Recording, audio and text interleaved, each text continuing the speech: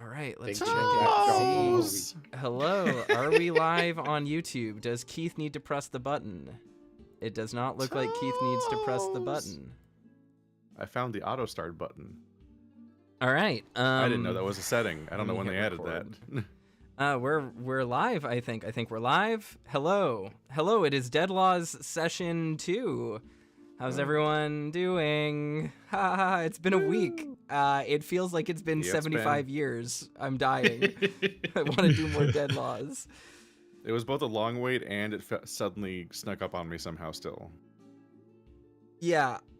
I am going through withdrawals. You poor thing. Oh my god. I just play last night or something. That's how it feels to me. I had a busy weekend, so I'm just like, I was like Video. in a dissociative fugue writing for like a week, and then like time teleported me here. So yeah, for me it's like people don't realize like we took 6 months off from Cape Escape, and it's been a lot of planning for Ka and I, and writing in the interim and trying to make sure that we're ready for this. But like everyone else gets to just hang out and be like, well, I can't wait for the next thing. I can't wait to look forward for it. I've been like edging for months now on like, oh, I can't wait to see this play out. I can't the children wait. call it gooning now. Oh, they sure no. I was like, I should figure out some of these character dynamics the day before our first stream. Meanwhile, I have a 40,000 word character Bible just sitting in Google Docs. There's different folks. It's like why you bring different kinds of people to an escape room so you can actually win with your different approaches. Bring me, I'll break everything. I'll find that That's fucking key. That's the kind of player I like to have. Ones that So- makes me think of things I did not think of in prep. Behind the scenes, we have been completely overwhelmed by the fan response because holy shit. There are already Yeah. comic adaptations of scenes that happened last week. Like, there's been a mountain of stuff. I cannot believe this Fan show. artists are fast. Yeah. It's been an amazing week seeing all of the creations from everywhere. Like seeing it all across Tumblr, Twitter, Blue Sky. Yeah, Yeah. and I'm just like, this show doesn't have a huge reach, so I'm just like, we have like a concentration of creative people watching. Yeah. There's a very high density of like viewer engagement to viewer fan creation, and I think it's worth just saying in a recording here during the live stream, like if you guys want to make comics or like fan omake or little memes and stuff, like feel free to meme us up, remix it, do whatever you I put want. them in, Like it's very I do a flattering. little slideshow in the bonus video, Idle Banter, which I forgot to I probably should have explained that at some point in the first episode of this show. But like the schedule is that we do one stream a week. I split that into 2 videos at the part where we do a break, and then the bonus discussions that I have recorded I put into like a 3rd video called Idle Banter. That's just like us actually talking about the game instead of as the game, and that's that. And that's where all the fan art goes, because oh my god. Oh There's my a lot of god, it. there's so much. Holy So, yeah. Anyway, thank you so much for all the fan art and all of the posts and the retweets. It really helps us a lot when that sort of stuff goes out.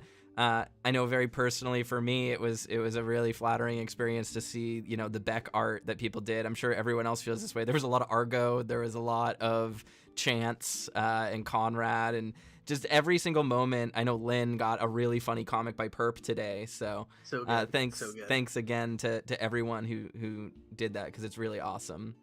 And Nicodemus got to be daddy. Mhm. But I think the Get back under the shooting table. star, the runaway success, was our good Sheriff Stilton. Yeehaw. Oh yeah, Stilton, the fan favorite. Yeah. Everyone, give a good moment of yeehaw for the long resting Stilton. Rest in peace, Yeehaw. my friend. So I think when we start up today, we're gonna take a look at the aftermath of that. Are we all ready to get started? Is everyone stretched? To unpack this mess. Yeah. Ready to rock. Yeah. All right, Good to I think we're good to get going then. So let's go ahead and start ourselves up. Let's see. Get some music going. bring us back to the churchyard, get our fire going, get nice and toasty. All right. Welcome to the Deadlaws Yule log. So we return to Southpaw in the aftermath of a gunfight that broke out in and around the sold chapel that stands on the edge of town. I don't know if I'd call him the perpetrator, but certainly the star of the gun show has left the scene. He has decided combat is over and has made his way on down to Mortadella's meat wagon, leaving behind several bodies in his wake, along with the scattered remnants of the posse that was put together to fight this fire. On the ground, we see the collapsed body of Sheriff Stilton. Oh no! No!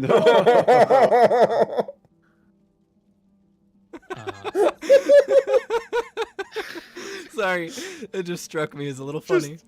Just twisting the knife. That's good. It's good work. In his last moments, he had put himself between the legendary outlaw, Taslin Beck, and the young, innocent Kit, who now cries over his body. Now, Nicodemus. Oh, Nicodemus, you were a little late getting to this particular party, and you just saw two men shot before your very eyes. Conrad nursing a nasty-looking gut wound, and Sheriff Stilton, who took one straight to the chest. Who do you tend to first? Who do I see first? You see both of them. They're both around, like a semicircle around where they were confronting Beck outside the burning church. So they're both pretty equidistant. Okay, I'll go to. So Stilton Conrad, is that what you said? Yeah, Conrad, who's got a gut wound, and Stilton, who is on the ground, still as bored. You know what? I think Conrad looks good for now. I'll check on him later, but I'm gonna go for Stilton. Well, don't worry, I've got Conrad. All right. So you're gonna take a look at Stilton then? Yeah. All right. So as you were approaching this gunfight, having just tended to the unconscious Rick Ryder already, you saw the shot. You saw Beck plug him right in the chest, point blank. Now, usually there ain't no coming back from something like that. But when you get close, when you lean in, you do hear the faint beating of his heart, the faint scent of beans upon his shallow breath. Seems his reflex to play possum even managed to fool the cold-blooded killer Beck. That said, he's hurt real bad, the kind of wound it'd take a miracle to survive for more than a few moments. But you've seen miracles before, haven't you? You've seen them in the sunrise, reflected across the tranquil pond, in the delicate touch of a gentle breeze on a hot summer's day, in the birth of a new queen for a honeybee colony you thought had collapsed. Clutching that book that has brought you so much wisdom, so much peace, a passage comes to mind. When we bring what is within out to the world, miracles happen. So the question is, Nicodemus, can you work us up a miracle, or has the sheriff yeed his last haw? I'm not much in the business of miracles, but I'm in the business of trying, so let's give it a try. All right. So essentially, this would have been your action on the last round of combat, doing a support roll to help him with his vigor check to survive the aftermath of combat. So he has to roll a 4 on a d4 to survive combat. Your support check can help him with that. So give me a healing roll. And you can use a Benny on this if it doesn't go your way. You got a couple Bennies at your disposal. Let's go explosions.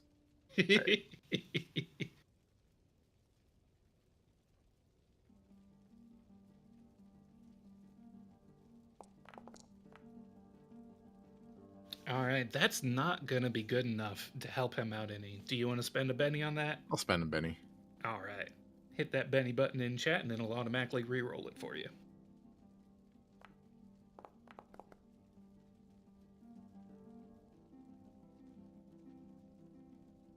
It didn't. Did you hit the one in chat? I hit the little chat one. I hit box? the one on my character sheet, but I'll just hit the roll one again. in chat. Yeah. Yeah, he means that you can hit the Benny button on the roll. Yeah, that'll automatically You take might care have of all of to it. expand it or something though. Maybe. All right, so that is a 4. That is enough to grant him a +1 on his vigor check. Do you want to let it sit there or see if you can get a raise and give him even more benefits on his vigor roll? How would I do that? So you could spend another Benny to try and get an 8. An 8 is what you would need to give him a +2 to his roll instead of a +1. Okay. I don't think I can roll an 8 with a 6 dice straight. It means you have to roll a 6 and then it explodes and gets you Yup. roll another dice on top of that. That's the only way you could get that high. So do you want to I- waste your Bennies on that or you want to save it? Damn, waste. You know what? Ooh. You know what? This is tough. This is tough. Is he worth it? You know what? He's worth it. He's worth it. Let's do it. Can't believe God put his thumb on the scale. All right, No, let's re-roll Let that him again. die. Ooh, you're so getting close. closer. All right, last one. Last one. I really want to save this man.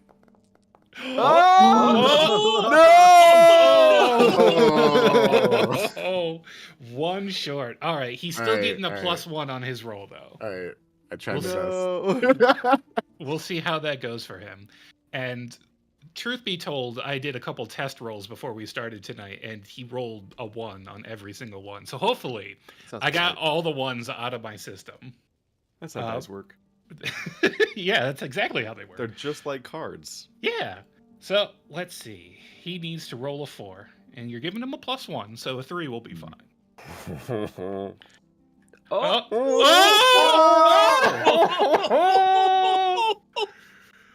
Oh my goodness. Oh my Stilton God. will live. You lay your hands upon this man, this bullet straight through his chest, and you realize it's managed to thread the needle right between his lungs. So while there's a lot of blood and there's a lot of damage done, and he certainly won't be walking or talking anytime soon, you think you just might be able to save his life. All right. So, with that successful vigor check, he is stable and he is not going to die immediately. He will have to roll on the permanent injury table later, but we can worry about that later. Fun fact, if he rolls brain damage on the permanent injury table, there is no change because he is already at the minimum value. Now he'll only say yeehaw like a Pokemon. Oh, I gotta do him dirty like that. All right. All right, So- I'm gonna calm down this kid and say, he's breathing. He's breathing, son. You look at this kid and give me a notice roll for reading his expression. Okay.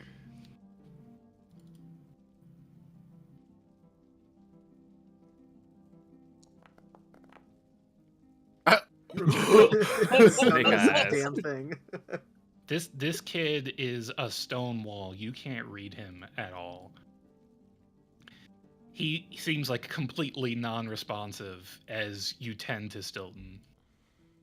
You're not sure what's going through his mind, but it looks like he ain't quite as excited about seeing the legendary outlaw as he was a few minutes ago. No. Something about that romantic notion of shooting the sheriff seems to have spoiled having seen it firsthand. Yeah, did something happen since that was a crit fail?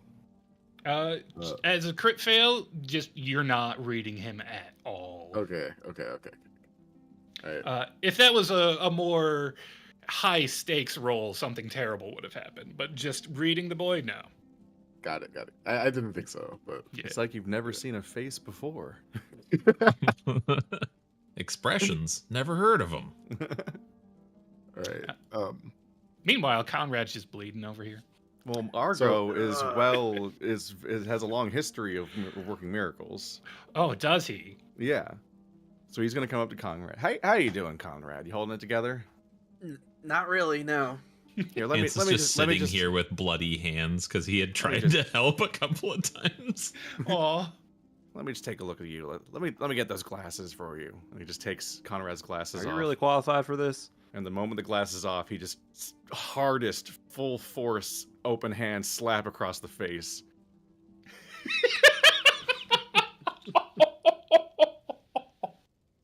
What the hell were you thinking? Did they not teach city folk anymore not to make a deal with the devil? Especially when they come out, they're all non-hypothetical and actually walking the earth. When you meet a vampire on the road, you do not invite them in.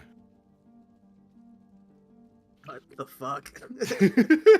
Can anyone help me here?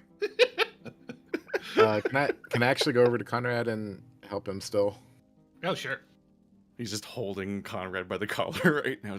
If this goes black on the town, I swear to God, this will be the end of you.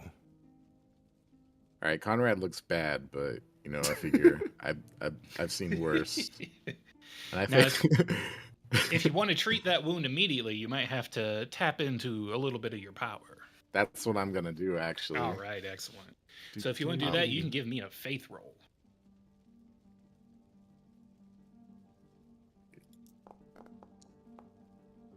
Okay. All right, that's a success. That's not the faith roll. Oh, I was looking at the wrong dice. That's me harming Conrad. Oh no! That is also a success. All right, so let's see. With that, you actually get a raise. What is the effect of raising with that?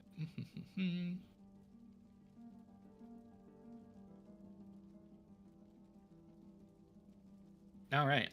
That I believe would have actually taken care of 2 wounds, but Conrad only has 1. So you just do a really good job.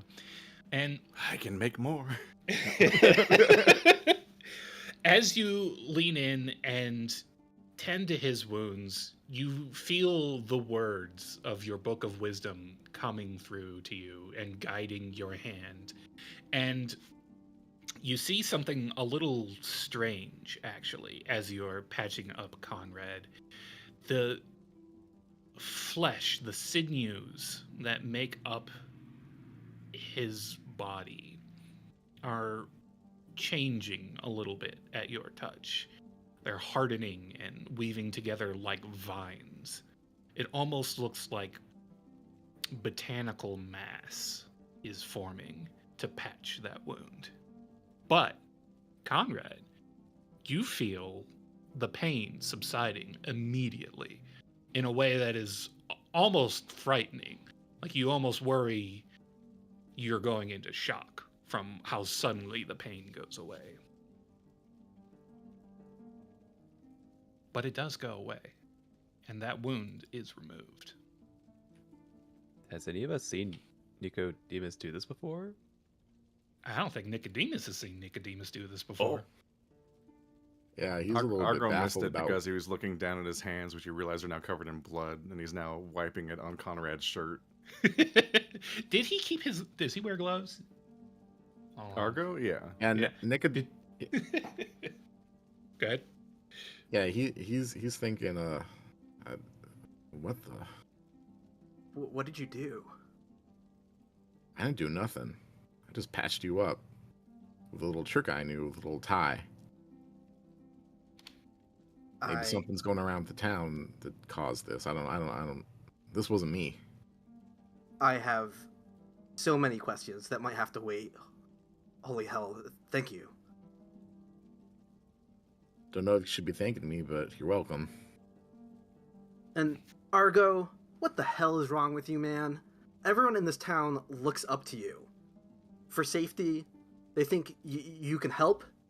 That nun in there, we don't know what she was gonna do. You were just hiding. I shot her thinking she might kill one of us. And you're pissed off at me? What is wrong with you? You think I care about the nun? You just invited the devil into this town. We are adrift in the middle of the ocean on the last piece of wood, and we all just felt it sink. I'd like to know what you think he would have done different. That man is scary. He shot I Rick. wouldn't want any part of him being mad at me. And yeah, you were a lot of help. At least I tried to help. I didn't try to blow up the town. All I knew is that people were in danger, and I was trying to help. If you don't like it, whatever. Argo's by, he's just on autopilot. He's just like redressing himself all perfect and prim and proper without even as if it's not even like his head and his body are having two separate scenes. Has he reacquired his shirt? That's the idea. Good. So none of you seen this boxcar guy before? Only In heard about town? him in stories. But not in town. Not in town. No. He And he ain't shows been up. here, and we've been stuck here a while. As you bring up that name, you do see Kit slowly mumble to himself. Boxcar Beck did this.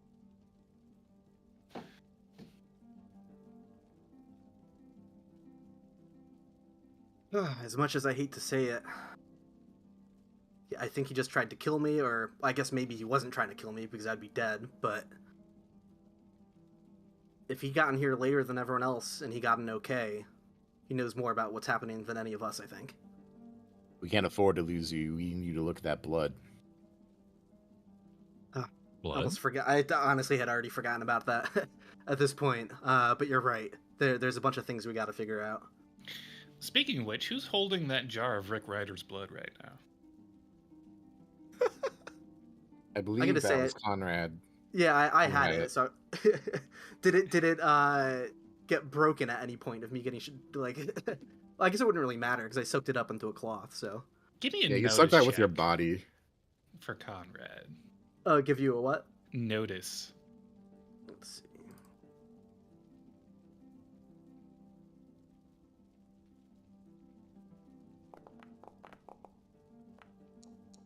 Oh, hell yeah. All right, Conrad, you take a look, and you see that this jar, briefly home to a bee, that now contains the sample of Rick's blood, proves quite the strange sight. The once crimson fluid seems to have soured into a mass of black ichor that gyrates before your very eyes, forming countless tiny little spikes that point outwards in a particular direction. The heck? Sweet baby Jesus. Okay. I mean, we've already got something to work with here. Don't know what it means, but Blood don't normally do that, right? yeah, it definitely does not do this now.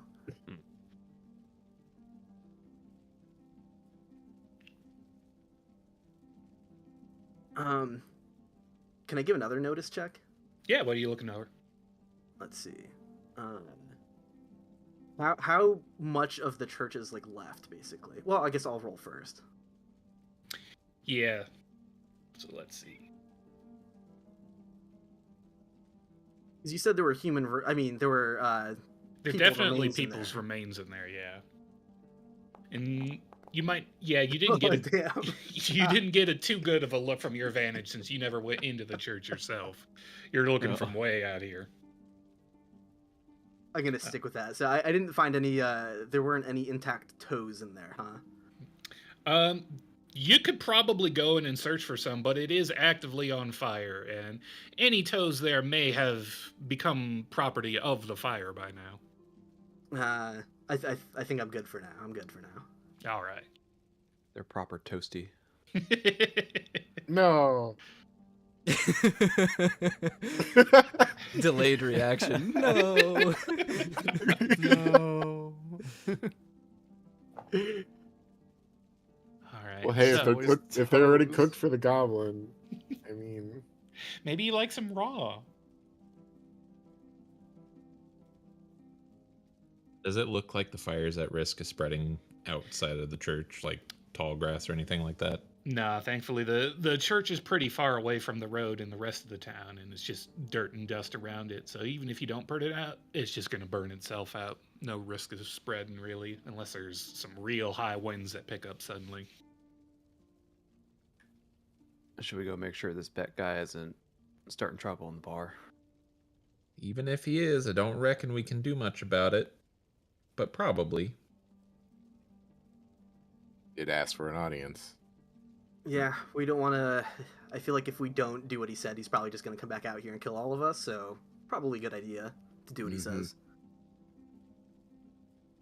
All right. Is the sheriff safe to move? Yeah, you could probably move him. Where do you want to take him to? Probably not to Beck. I can help with that. Maybe we can take him to his office before we go in. All right. Yeah, I can help with that. So you go and you drop Stilton off at the station, and it seems like Kit's gonna stay with him there. There's also the whorehouse under the bar, which might be safe. The what? Yeah, the what? What is the what would be like the talk to child skill? Either persuasion or intimidate based on your particular motivations. Is this for talking to Kit or talking to Argo? We need to clarify talking here. I think I wanted to talk to Kit. All right.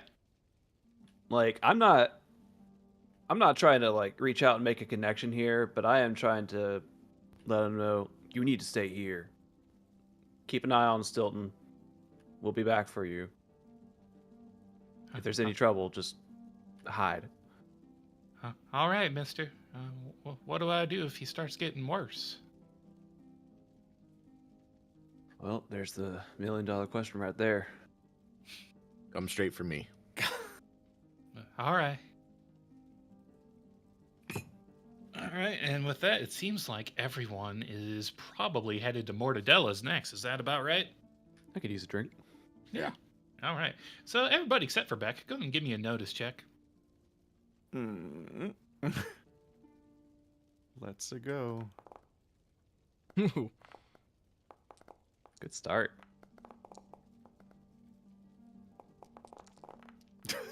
Who's got the horny dice? Chase. Would that be chance. Cheetah Prince dice for the cheetah? I think that's appropriate. Beautiful. All right. As you are passing through Main Street,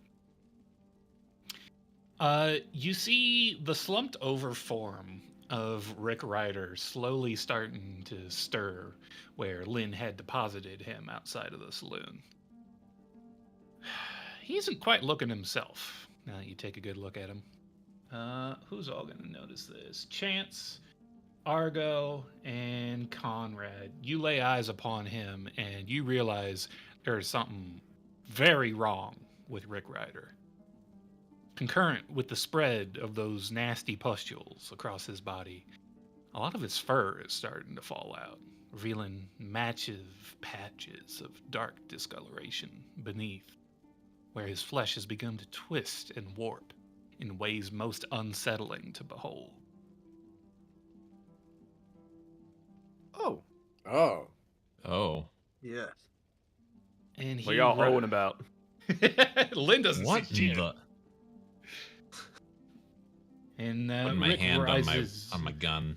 Oh, that's a smart move. Rick rises with a groan, slowly getting his bearings and getting onto his hooves. And he says, "What?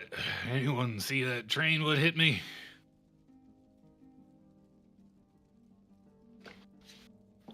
That's Rick?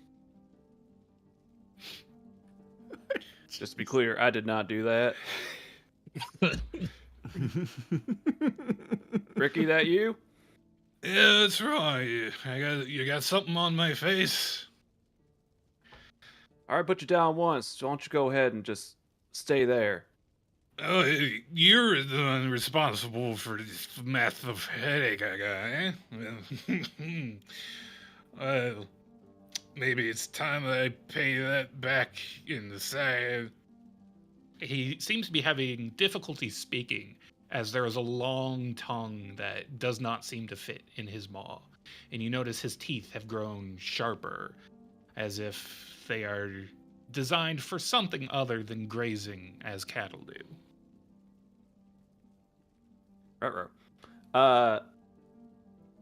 Can I try to yell at him to stay put? Oh, sure. Give me an intimidation. Can do.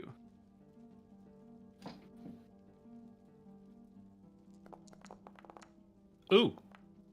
Ooh. Ooh. Oh, Oh. Oh, my goodness. That is a lot of intimidation.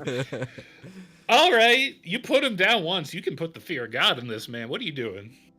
I think I'm just like stomping forward, still just putting myself before everyone else and just creating some space and just saying, Rick, I'm gonna need you to go ahead and stay put. I swear to God, if we end up in a party where we have a 6-person party, the biggest party we've ever had on this show, and if we end up getting fucking 6 familiars, 6 minions in this party through the sheer force of a monster taming we have collected, you know, Nico's gonna have a bee, Lynn's gonna have Rick here, Conrad's gonna have the gremlin. I'm gonna lose my mind. I did not sign up to play Pokemon. Literally walked up to the unspeakable monstrosity and just said, "Sit." Stop. Sit, boy. So, Basically. yeah, I think Rick's gonna do a sit boy here. He actually falls back on his ass, his tail much thicker than it used to be, and causes him to yipe as he leans down onto it, and he says, "All right, Jesus, don't have to go getting uncivilized on me." I think that at this point, Lynn just turns to Conrad's. Do you think that has anything to do with the little jar of blood? Starting to put 2 and 2 together here. Right. I mean, yeah, definitely. There's something, the blood is corrupted in some way, and it's changing his form. it's the sickness. Lynn's just His- Arco's just muttering to himself, like, "I told that fool not to go out too far. We had a system. Bucky never fucked this up. What do you mean go out too far? Look around us. What do you think is out there?" Nothing A good. whole lot of nothing. Where the hell is Bucky? That's a good question. You haven't seen him all day. There's not a role for that, right? It's intuitive. Notice Bucky. Yeah, you have a notice or a common knowledge. It feels like notice would be based on Yeah, whether or not him he's being here finding traces of around. I him. don't know, but it is my Wait. my thing I do. Maybe if I raise, no. Well, you ain't seen him around. Seen hide nor hair of him. Don't even see those big old rabbit footprints of his around anywhere either. Can I try and persuade this monster? Because it seems like he has some sentience still. Oh yeah. Um, What do you want to persuade him to do? I just want to say, you look real sick. You got to stay put.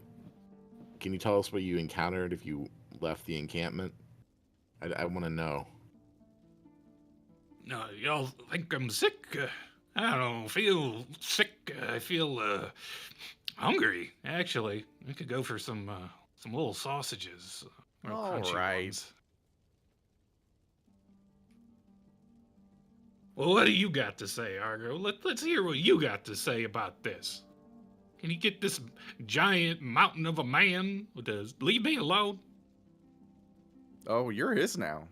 That's how What? this works. What do you mean I'm his? Yeah, what do you mean?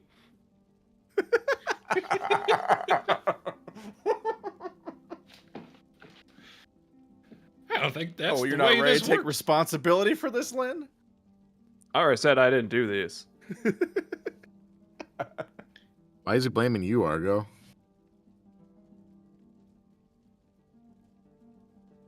That's not the important question right now. Rick scratches himself with that transformed set of talons he's grown, and you see his eyes drifting down to y'all's feet. Mm. I gotta- Mm. I'm gonna just like have my shotgun at the ready. Just do a quick check. Yep, there's shells in there. If y'all need to go on ahead, keep an eye on this one. Your call. Maybe we better tie him up. Now, what in the cotton picking hell you gonna tie me up for? I'm a free citizen of this particular town. Under whose authority? Oh, Sheriff Stilton, of course. He said we could tie you up. Oh, shit, he did? Yeah, he Damn. wasn't too happy with you messing up Mortadella's last night. Oh, that wasn't my idea. That was... And he looks up to Argo before he realizes he shouldn't say nothing more. Whose idea was it? I'd really like to know why I woke up in Stilton's office.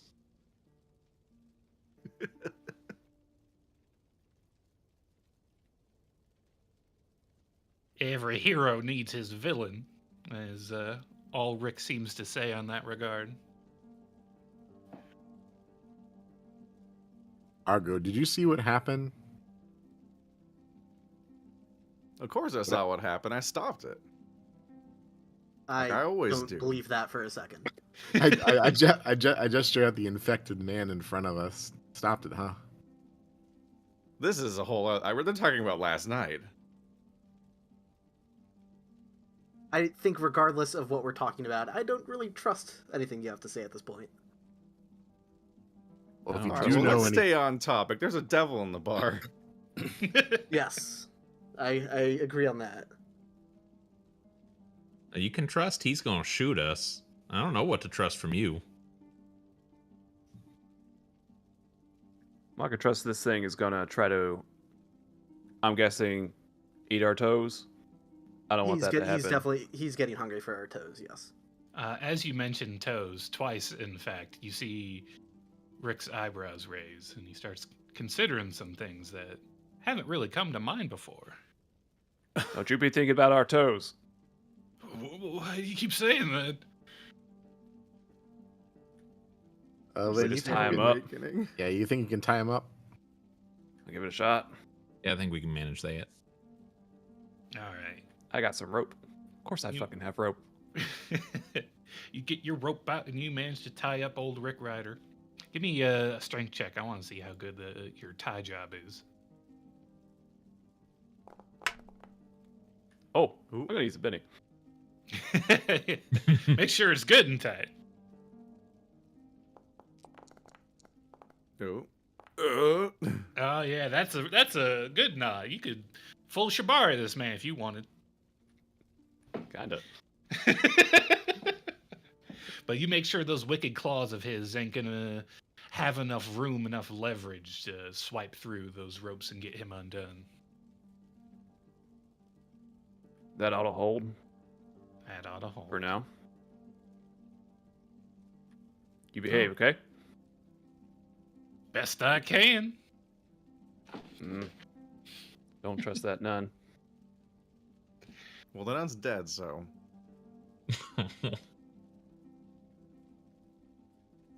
All right. With that, y'all heading into the bar? Yeah, I I'm don't headed think there's in. any more delay in it. All right. Let's say goodbye to Rick then, and get the.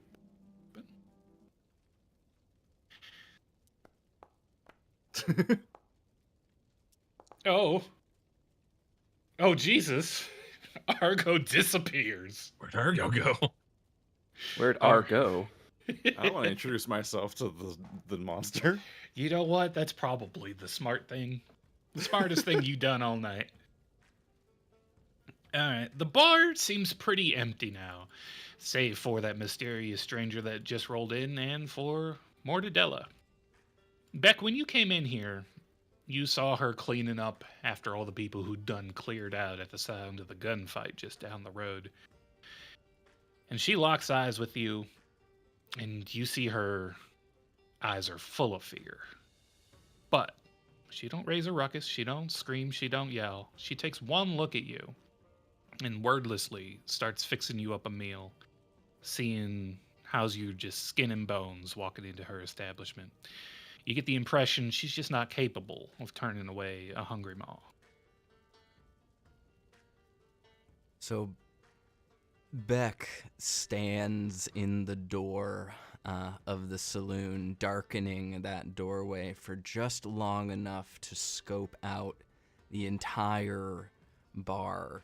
Can you give me a rundown of every person who is currently in here, as I am danger sensing what I have just walked into? Are there any threats? Are there any living people other than Mortadella? It is just Mortadella. This place is eerily quiet. You do get the impression that it was full of people just minutes ago. There's mugs and plates strewn about, and that she seems to be bussing as you get here. Mm-hmm. It seems like they all cleared out because of the sounds of that gunfight out on Main Gotcha. Street. So I think after a moment of standing there, Beck begins to walk just slowly up to the counter, perches himself on a stool, then moves, unholsters his gun, makes it very clear that he has it, and then sets it on the counter within reach, towards her, but not pointing at her, just to make it clear that he could fire if he wanted to, and just says, "Madam." You see her trying her best to calm her nerves. She takes a deep breath and responds to you with a soft head nod to acknowledge your presence. She ends up getting some sausages down that are strung up above and arranges them on a plate for you. Another look, and she thinks better about adding some vegetables to that plate. But then she starts looking through the bottles arranged behind the bar and grabs a bottle of tequila and sets that down before you. And she asks, "You drink the worm?" Got anything Irish? Oh. Can't say we have a lot of demand for that out here, but I think we have something in stock. I think she does manage to procure a bottle of Irish whiskey. Perfect. I think Beck, despite putting on an air of intimidation and strength, Beck believes in freedom and honor and respect, but in the way that a criminal or an outlaw believes in these ideals. And so he is just sitting there at the bar, quiet, doesn't look her in the eye, isn't watching her, is just waiting for his meal and his drink, waiting for his guest to arrive. And it doesn't take too long for your guests to follow up, coming on in to the meat wagon on Beck's coattails. So I think just then, as he hears the doors to the saloon open, Beck just reaches over the counter and grabs two of the crystal glasses that are just sitting there, pulls them over, and just takes the bottle that she had placed and just pours himself 2 fingers of Irish whiskey, and then pours 2 fingers of Irish whiskey in the other glass, and sets it down in front of the chair next to him, the stool next to him, without even looking behind, and just says, "Took you long enough."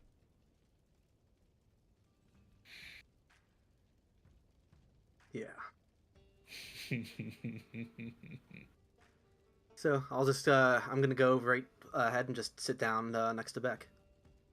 Now, Beck, give me a notice check as this duck sits down next to you. Perfect. Let me do that. His notice is bad. Oh, that's What? exactly what I needed. That's great. Love that. Oh, all right. Oh, That's a God. raise despite him having a bad notice. So, not only do you notice that he is carrying himself as if he was not just shot in the gut, speaking to a degree of fortitude you did not expect in him. You think back to when you saw him shoot the nun in that burning church, with the haste that he pulled out his weapon and the certainty with which he fired and took that life. You don't think this is his first time doing that. Mm-mm. Beck pulls up the glass, takes a long sip. The ice clinks in the glass as he does it. Takes a deep breath out and just goes, "Every bullet fired is a debt incurred. This isn't your first debt, is it, little man?"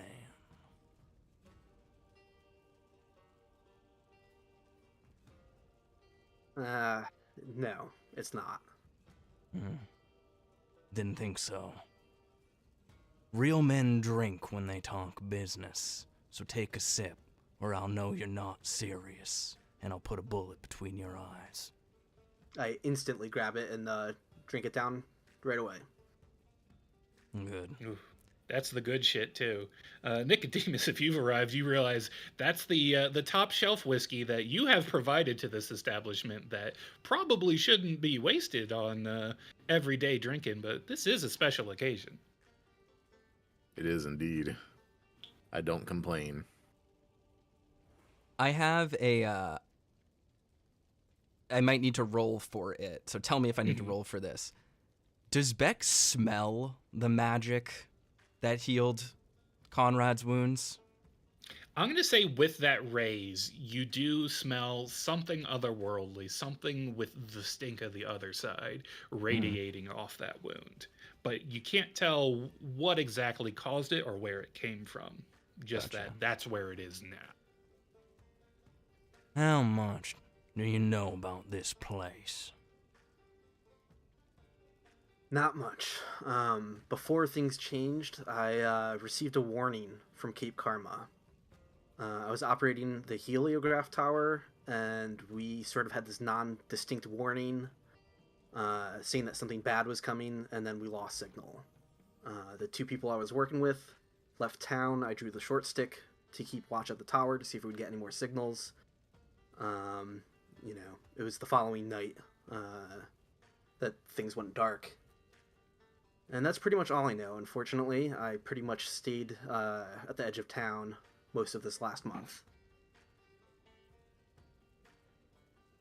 Let me put this straight. Y'all have been here for a while.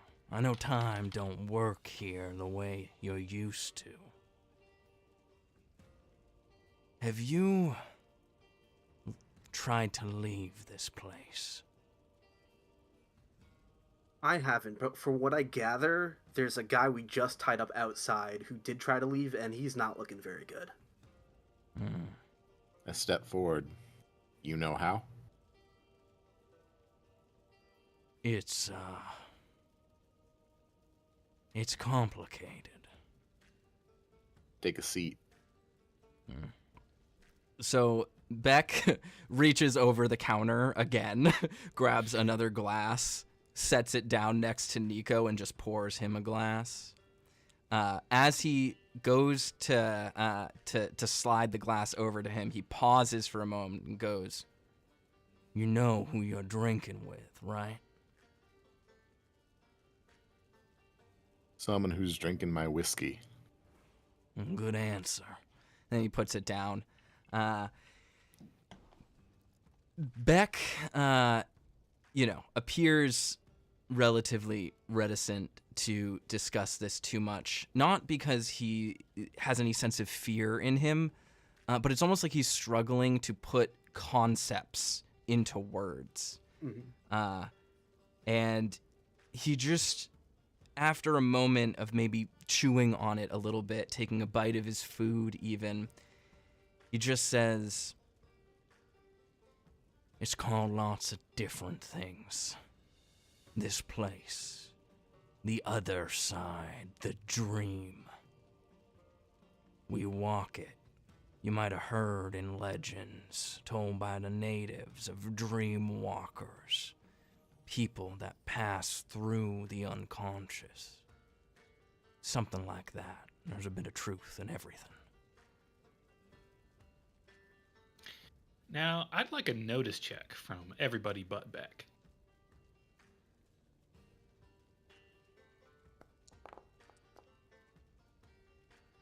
Nope. Nope, ain't seen shit.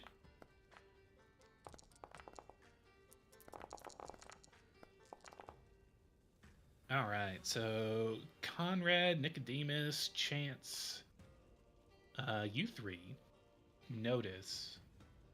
Did I see one? Oh yeah, Conrad, Nicodemus, Chance. You three notice as you're standing in this bar, the shadows being cast by the dim lights flickering overhead are acting in an unusual manner. They are casting both the shadows of what exists within here, along with a shadow of something that you don't see.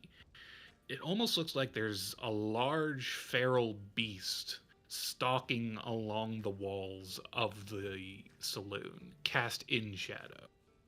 It seems to linger near Beck in particular. Beck, your shadow, the one that walks with you, is stalking, yes, but not like it was before at the church. It seems more curious than it does ravenous. And for once, it almost feels sated, at least for the time being. That ever-present hunger that gnaws at your bones has settled into but a dull murmur for this one evening. And Chance, you got a raise on that, so you notice this shadow beast, this thing that stalks the halls. It almost sounds like it's purring. Oh. What a very pleasant sound.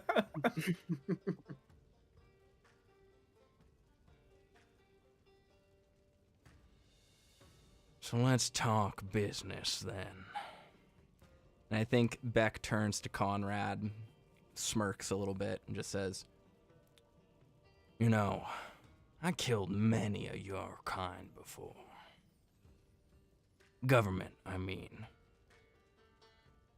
You all do business your way. Out here we do business my way. Now I came here one way or another to find some people, and I've been looking for them for a very long time. I was gonna take my time hurting them. You hear me? I was gonna pull every one of their teeth out. I was going to shave their skin off as I made them listen to what I had to say, as I made them give up the names and the places that I would go after this. And you took that great pleasure from me. You understand what you did. Now, the only reason you're still standing is because you, as much as I loathe to admit it, made a good point.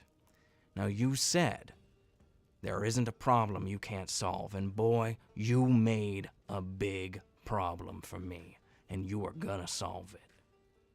As far as I can tell, there's one lead left. You seen that flag out there?" And he waits for Conrad. So I try to keep my best poker face and nod, but like a cartoonish gulp, like Aw. like emits from my throat as I try and swallow. Yeah, I understand. I will do everything everything I can to help. At this point,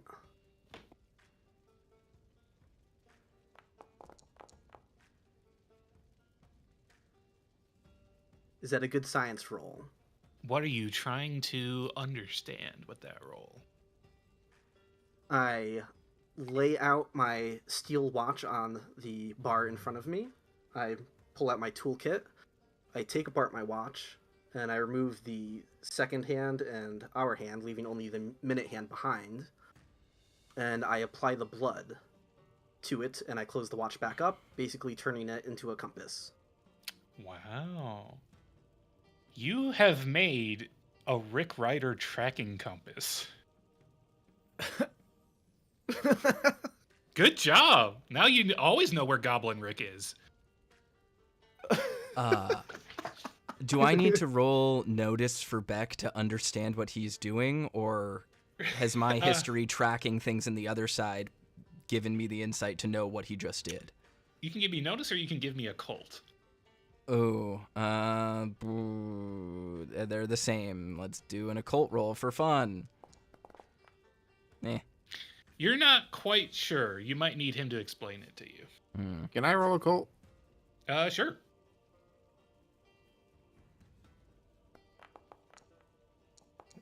Now, despite having to lean over Beck to see what's going on here, you do actually get a pretty good impression of what this is and what it does.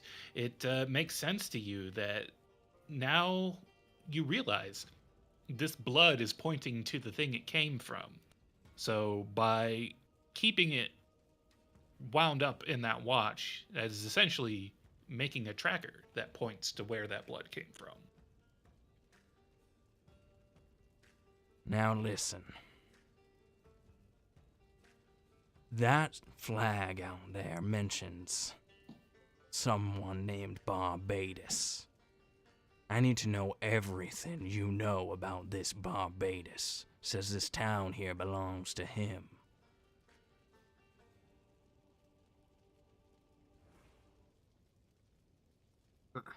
With me being on the outside of this town this whole time, I have no idea how long that sign's been there. So, anyone else heard anything about this guy yet? I roll common knowledge. Yeah, sure. It's going to mention the heart.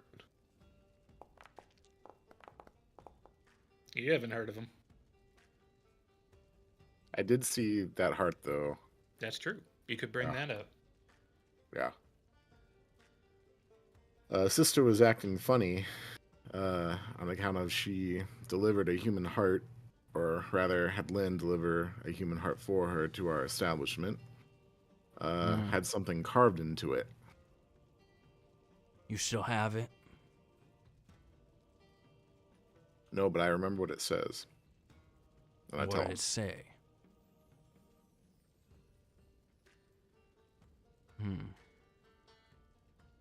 I think Beck is just sitting here in thought, a little bit confused. He's chewing his food.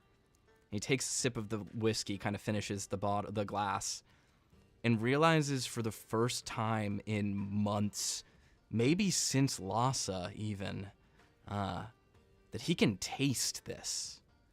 That ravenous hunger that normally clouds his senses is gone, and the food doesn't taste like ash to him. It tastes real. And it's just very sudden and strange. And the fur on his arms begins to bristle. And he looks to the great beast that stalks in his shadow. What is Erebus doing right now?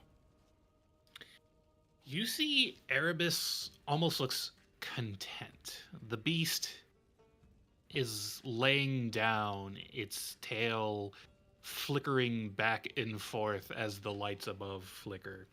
And you realize, almost like a tapeworm, he's just been taking everything you put into yourself and only just barely leaving you enough to survive, to make sure you are always hungry. Beck turns, to Conrad and looks at Nico and just goes, "Those people you know from the church, I didn't do that to them. They did that to themselves, and they'd done it before, too. Whatever you called them was not their names, let me tell you that.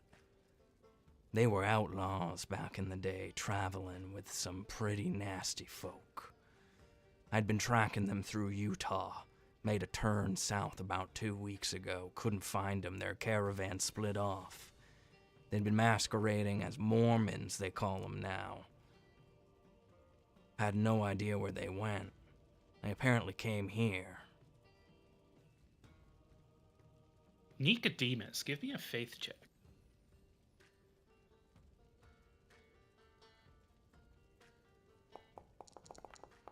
Ooh, hell yeah. So you remember when Sister Alice Paisley and the good father that came with her arrived in town shortly before it fell to the other side. and took over at the church. They said they came down from Salt Lake, but they didn't seem like no Mormons you ever seen before. So this is really starting to add up with this new information that Beck is providing. Yeah, because they were masquerading as Catholics. Mm-hmm. Now, right. Interesting. Tell me everything you know about them. Their names, at least, I can provide. The man on the cross, the goat, his name was Damascus. The nun, well, we all called her Billy, but her name was Wilhelmina. Their brother and sister, I knew her a long time ago, when she was maybe 12, 13. She'd been in this life a long time. Nicodemus is really, really concerned now because he didn't actually see the cross. So this is the first you're hearing about it. Yeah, because as far as he knew, Beck and Conrad had two things in common. That y'all were running into a fire and that you were shooting at a holy one. Does I think Beck sees the concern in your face and just goes, "Oh, you didn't see then. Lucky you. It was gruesome. Now, I know you probably think that I was the one who started that fire, but let me tell you, it was gore top to bottom by the time I got there. Conrad, or not Conrad, doesn't know his name yet. The duck here, he's got good eyes. He can tell you what he saw. Ain't that right, boy?" What did you Explicitly see? Doesn't have good eyes. He made his own eyes. It wasn't Beck. I mean, the carnage that was in there was widespread, and not all of it was immediately fresh. So, yeah. There was a big God. mess there before Beck got inside. It was people? Yes. Jesus. So, now, what I can say is, places like this don't end up here by chance. This isn't just the normal way things happen. It had something to do with them. We're gonna get to the bottom of whatever this is about, whatever brought you here and made this wrong space. It's gonna start with them, and whoever this Lord Barbatus is. And here's I'm thinking, this is an opportunity. Now, a long time ago, maybe 5 years ago, I wandered into the office of a woman I planned to kill.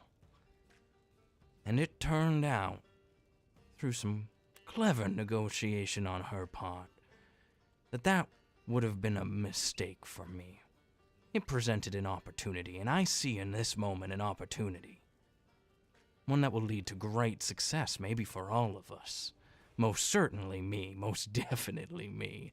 And you see he laughs and then reaches to the bottle and pours himself more whiskey and takes another sip. Says, "But first things first. I suppose an introduction is in order. You might have heard of me. My name is Taslin Beck. Some people think I died. They're not wrong, and yet I'm still here. And I plan to make it to the end of this here pickle. Duck here owes me a favor. I have no business with the rest of you. But I can say the taking may be good if you stick around. What do you say? Are we in business?" I pour myself another shot, hold it up, and I say, "The name's Conrad. I collect mold spores and fungus." And then I just take a shot. Nicodemus, I help manage the resources to keep people healthy. You can get us out of here, we're in business. We'll have to see about that, but Yeah. Now, I ain't making any promises, but the Dream Sea is a dangerous place, but it can be walked. I think Beck Chance looks walks up at... to the bar. Oh, go Like, on. not gonna be left out of this. And takes a seat on the other side of Conrad. I'm not... Anything's better than sticking around here. Name's Chance. That's a lucky name. Been lucky so far. I think Beck swivels to get out of his seat and just says, I am a bit of a cat person. And then walks over to the shadow, the cat that's on the wall behind him. Beck reaches down to touch the shadow, to touch Erebus. Does Erebus respond in any way? So as you approach it, in the same way that your shadow cast upon the wall grows larger as you get near it, he grows larger as you get closer to him. And as you reach down to touch him, it's almost like he lashes out and wraps around your arm, becoming one with your shadow again. I'm going to ask Ka a question that everyone else won't understand. Is the thing Beck was reaching for now in his hand? Oh. Yes. Okay. Beck now turns back around, walks back to the bar, and says, Now listen here, proof of contract. If you're still mad about that wound I put in your gut at the time this is over, you can take this and make amends. And he sets the bullet that was loaded into Sister Alice, Wilhelmina Hersine's gun, and just leaves it standing upright in front of Conrad as he begins to walk outside.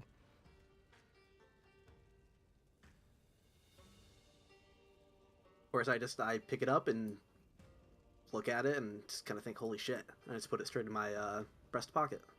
You just got his autograph.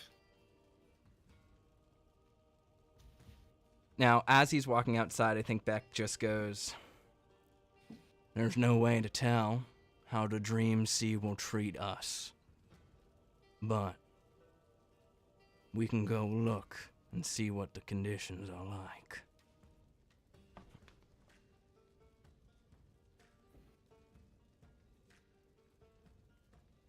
Now, before you can mosey on out of here, someone else does show up in the meat wagon. Let me go grab him. Coming through the doors in this somewhat full already establishment, now that all y'all are here, you see the deputy.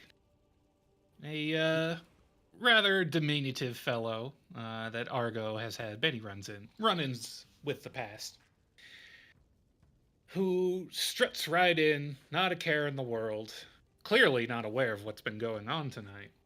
And he stretches and looks around and immediately spots Argo, but thinks better than to point him out. But he struts on up to the bar, his spurs jingling, and he says, "Hey, Mortadella, what's on the offer today?" This poor man is just completely unable to read the room. I think Argo was just staring at him wide-eyed, just like doing that like cutting motion at the neck to stop. Like, no. Mortadella looks very scared right now. She is not responding to him, and it's causing him to look around confused, and his eyes settle upon Beck. And he squints a little bit, and he says, "I know you from somewhere." Can Chance try to steal off his deputy badge? Yes. That's a very good idea for this man's safety. Give me a thievery roll. That would be the funniest fucking thing. That's a success. You needed a 4. Oh my god! Just Did he put just that in so- my pocket. I think Just right. save Bucky's life. I think comedically, it's like it's Bucky here asks that, and as Beck is wheeling around to look at him, it's like just a, and then just the badge is gone. Like just disappeared behind Chance's hand. Perfect. Oh my gosh. I think Beck rests his hand on his gun, in the way that like a desperado does, where he's not showing that it's a gun, but his hand is ready to quick draw, and he just goes, "I don't know. You tell me." Nope. Can't think of where I might have seen you before. Oh well. Well, y'all hear that weird commotion that's coming out the printing office down the street? I thought that place was closed up and nobody was living there no more.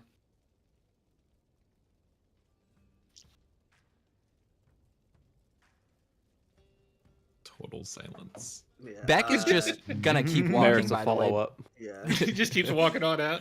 Yeah, Beck All just right. walks through the saloon. He knows better than to fuck with to stick around when the law is here. I mean, even 'cause- if he doesn't know he's the sheriff, he's like, I'm not. This is not my place. Yeah. All right. Because I think Conrad's the only one who knows about what was going down over At the there. print office. Yeah. Yeah. So, Deputy Bucky here will stand on up and sit himself down at the table, and he has to move real fast because his pants fall down with his deputy badge belt buckle taken. He's like, oh, what the hell did that get off to? I thought I put that on this morning. I'm gonna spend a penny.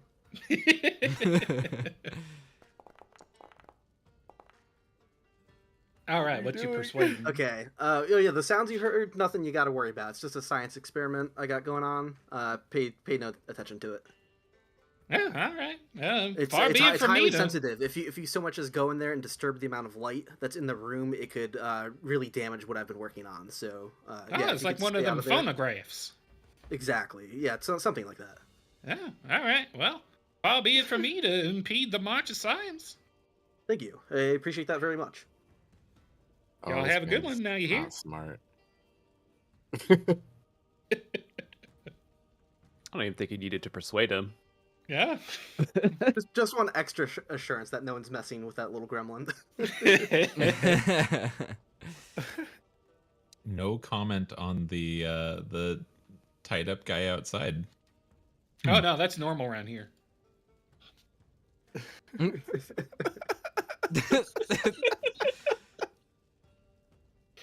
All right. Well, with that, are any of the rest of y'all departing after Beck, or do you want to share words with each other while he's out of earshot? Hopefully.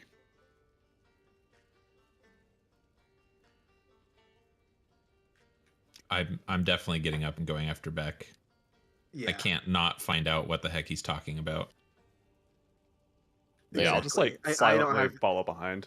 I feel like I have nothing to resolve at this point. I'm lucky that I'm alive and that Sure are. yeah, that Beck is. I'd rather be indebted to him than be dead. So that's what I'm working with. I'm just Alright. gonna kind of also like try and like calm down Mortadella again and let her know that things are under control. What the hell was that? Was that really a legendary outlaw Taslin Beck, as people keep saying the full and sobriquet? Hell if I know, but it's no weirder than what we've been seeing lately. Oh, goodness gracious. I think I'm going to have to shut the bar down for tonight. All we know is he thinks he's Beck, so let's treat him like one. Yeah, I've seen plenty of folks that think they're Jesus, too, but they don't usually have a gun.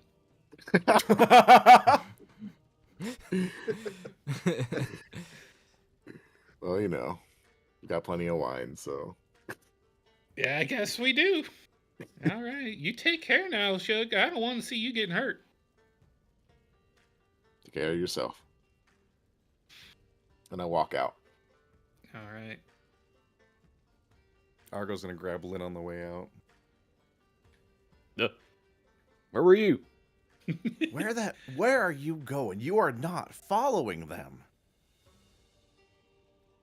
You just want to stay in this town and rot away like Rick out there? This is Conrad's mess. He started this. You think it's a good idea that the way out of all of this is to sign a deal with the devil? Walk into the wasteland? What's more important is that the stuff that we've got ain't gonna last forever, so we need to actually have some resources if we want to stay here or leave. It's like that meme where like the person raises their finger up like they're about to say something. It's like I'm ready to try to like defend or explain my situation once again, and I don't say anything. And this isn't really for anyone else anyway. Also, I miss my bees. Argo's just repeating the line like, "This is not our fight." Yeah, neither is this town. I'm not trying to stay here any longer than I need to, and it's already been a long time. You made sure of that. So we see a way out. Gonna try to take it. This place has been holding on by a thread for the last month, and I know you felt what happened when he got here. It got worse. And what I heard is a possible solution. Do you have one? Hero? We've made it this far, haven't we? This far, we haven't gone anywhere. We're in the same place we've been for the last 30 days. Living is winning. Is surviving on what's essentially rations really living? Yes! And Well, how those long rations- does that last? That's a great point, Argo. We need more rations.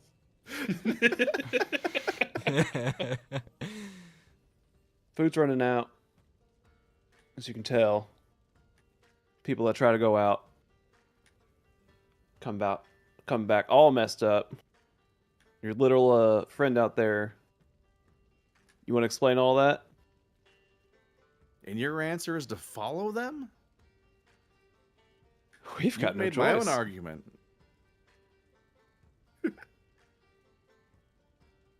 I'm not really concerned if you come with us or not. And Conrad just walks out the door. Ooh.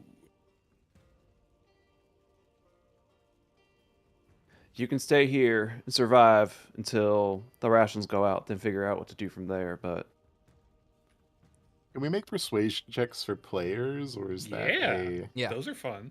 Okay. Mhm. Can I try and persuade Argo Yeah. to come with us?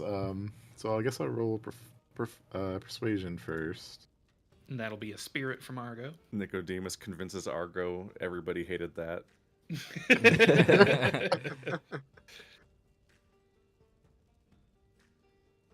No, you don't understand, George. You're playing wrong. You're supposed to convince the annoying party members to leave. All right. Tell Will to So- delete a shoe. Listen, you help me get some good stuff, I'll make you something special. All right? All so right. you used your talk to child roll. Yeah. Well, unless Argo's gonna roll a spirit against that, that sounds like a success to me. What is his spirit? Let's see. It's a D8. It's pretty good. It is pretty good. Oh, Oh, Ruh-roh. Oh no. Okay. The good stuff. Like this man even knows what the good stuff is. you can't kid a kidder. Kind of want to try to intimidate you into doing it. And the flavor on that is if you stay here, you're going to die. You will die. Especially when I'm not around. When all of us aren't around, save your ass. Is that what you want? Let's see that roll.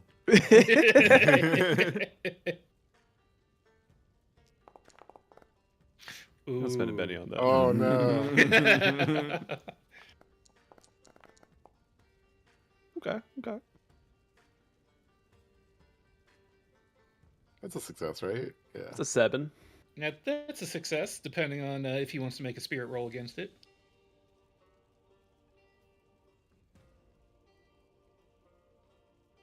He's gonna squeeze Lynn's hand. It's like, What do you want to hear from me? That I'm fucking terrified? Because I am. But what I we don't have care. here is certain. It might even be progress. We have something here. Out there is nothing. If you walk out there, you never come back.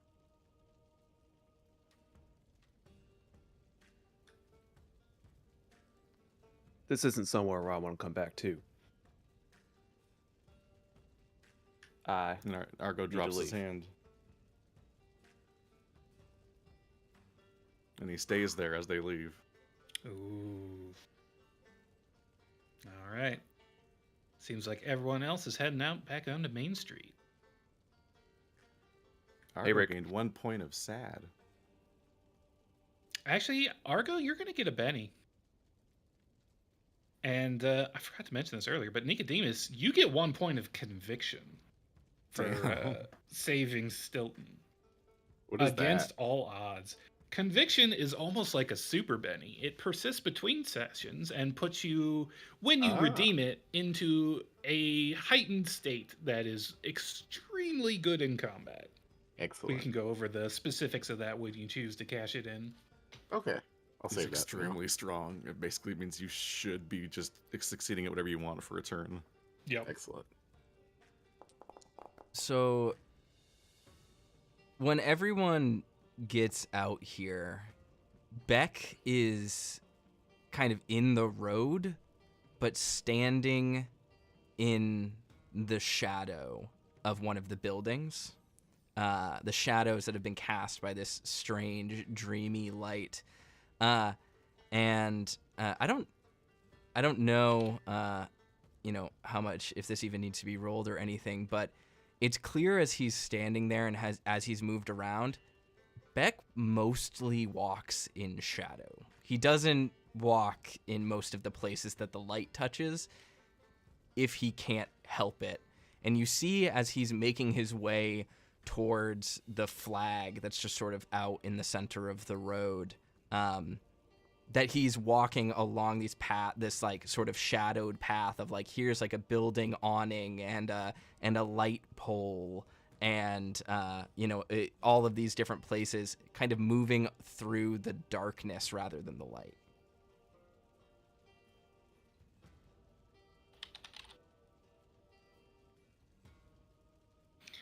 And Conrad, what's that notice for? What you looking for?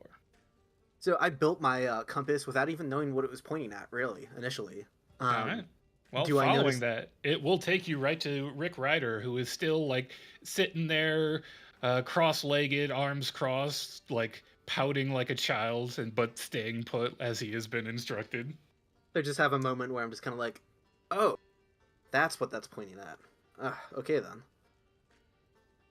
When Beck notices Conrad sitting by him and like paying special attention to Rick, Beck just looks up and kind of speaks to them generally and says, "Now you want to stay out of the dream light if you can help it. Doesn't happen all at once, but after a while it'll do that to you. That's what we call an example."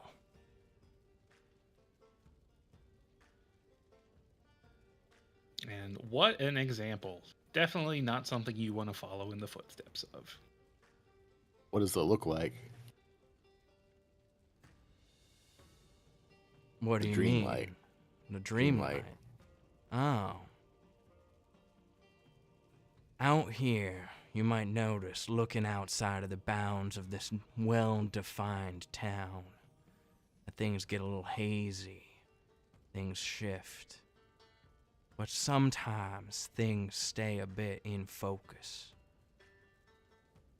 The way when you're in a dark room for a long time, things begin to come into picture. It's all around us, this moonless light. The best way to keep safe here is stay out of it. You won't be able to avoid it for forever, but as far as you can get from it when you can, the better off you are. Underground might even be the best. And he just points to the sky, And as he's raising his hand sort of moves out of the shadow.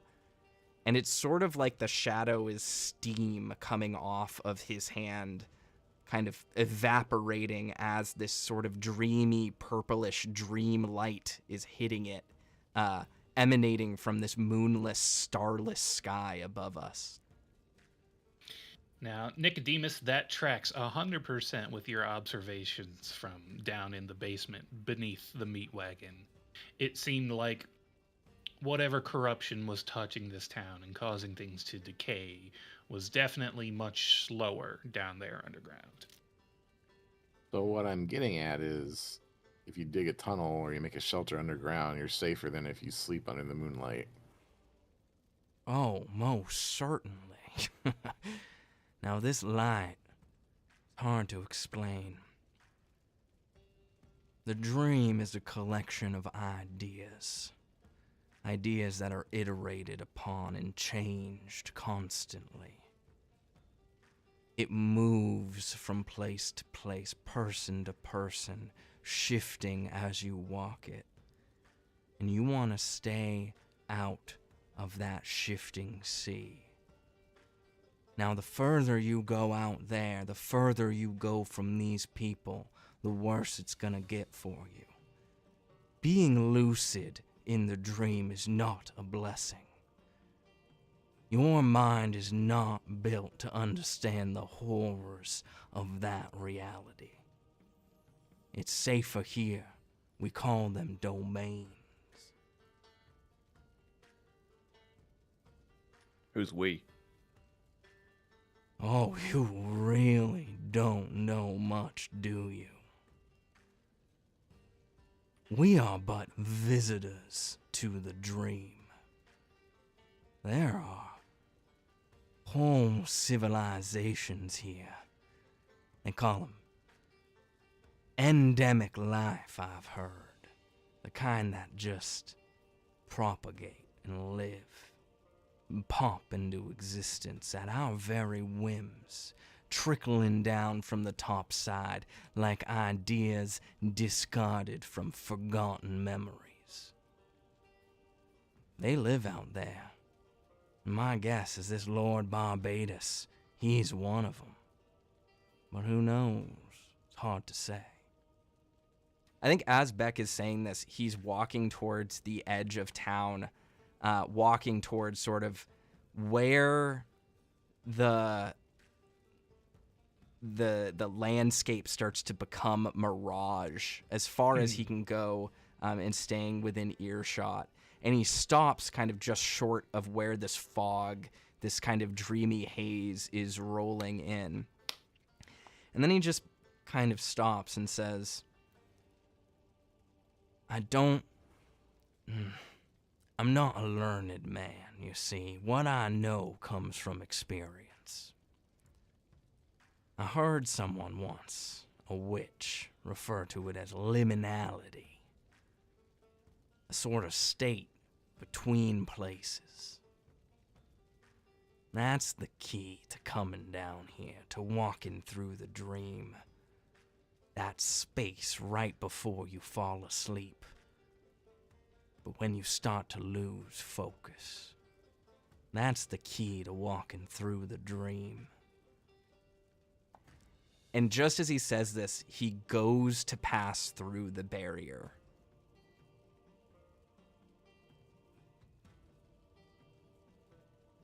Does anything happen? Not immediately. You feel yourself start to pass from the safety of the town, but it's gradual. It's not something that will just snap you're in the deep now. It's something that you feel the swirling pressure of sub-reality twisting around you in a way that makes the stomach churn and makes the mind wander, but isn't having any immediate outward effects. And Conrad, as Beck describes this land and the endemic life forms here, your mind immediately snaps to that captured creature. Yes. If there are civilizations here, if there are people here, it might qualify as one, and it might be able to lead you to more. Yes, that was my immediate thought. I want to go check up on him now if I can. All right. Are you going to alert the others or try and slip away? No, I'm gonna tell them what I'm doing. Okay. Hey, yeah. So this is gonna sound weird, but those endemic life forms he was talking about, I think we got one. I basically tied up this creature thing in a box that I made, and I'm gonna go check on him. I'll be right back. Does anyone follow? Do you need help with that? Would you like help with that? Yeah, actually, yeah. Come with. I could maybe use a hand potentially. Creature thing? Yes. I'm in. Beck, this is more of a GM thing between me and Ka, but Beck was testing to see the limits of this domain, right? This is something that has happened before. Beck he has walked the Dream Desert. He has seen places and come to in various lands. But as we mentioned last session, this is very rare for him to suddenly be grounded in a place that was not dreamlike, that is lucid. And so as he's stepping out, he's trying to test kind of where that liminality is, where that entryway to the outside would be. Is there anything I need to roll to see if he finds that? Yeah, give me an occult. Okay. Occult or focus? I'll say either one. I'm gonna roll focus because it's better. Can Nicodemus try and help with that? Yeah, sure. Oh. You can give me an occult for Nicodemus.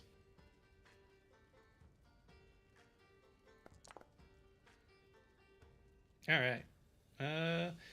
Neither of you are finding any like hard limitations, like a membrane to pass through. It almost feels like the descent into the otherness of the other side is gradual here. And Beck, that strikes you as odd because most of the places you have visited here that are safe from the deleterious effects of the other side do so with intention, almost like a barrier or force field. Like a hard line. Yeah, a hard line. Whereas this feels gradual and may in fact be slowly receding. I'm gonna Slowly strike up receding? Receding, as in Okay. this town may not suffer that protection much longer. Gotcha. Okay. Does I want I want to let Nico speak. You had something to say? I repeat what the heart said, which is the Father knows your shame. Ooh. You said you knew her. Yeah. I did. I knew her a long time ago. And the Father. I think Beck turns back and walks back into town and kind of walks like right up to Nico and kind of squares away with him. Like he's about a foot away from him, like closer than maybe he should be, but in the way that a very intimidating person doesn't understand their own boundaries. And he kind of looks directly at Nico like in his eyes. And he makes really direct eye contact with him. And this might be the first time anyone is seeing Beck's face like truly front on. His left side is just kind of marred in this scar. His eye is really cloudy and yellow on the left side. His fur is kind of singed away. He has these burn marks, and they kind of go down the side back to the back of his neck, as if he was like laying face down in a fire at one point. And he just says, in an almost solemn way, his eyes filled now with more concern than anything else. Not fear, but almost a hopeful concern, that kind where you're almost wishing for the worst. He says, You ever heard of a man named Edward Kettle? Did I roll? You can give me a faith roll for that.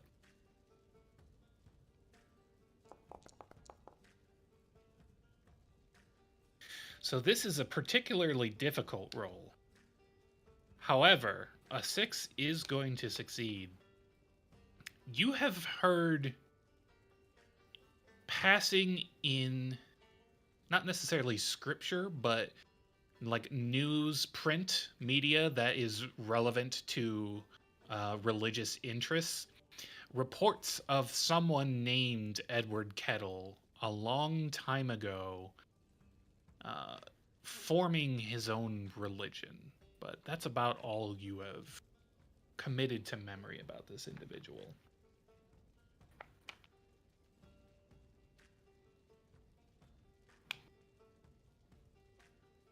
Oh yeah. At that, Beck That grabs Nico at the collar. Wrong at the answer. collar, and is like gonna growl at him, and he just says, "Is he here? Tell me where he is." just heard about him in passing. This He was the Doesn't- religious guy.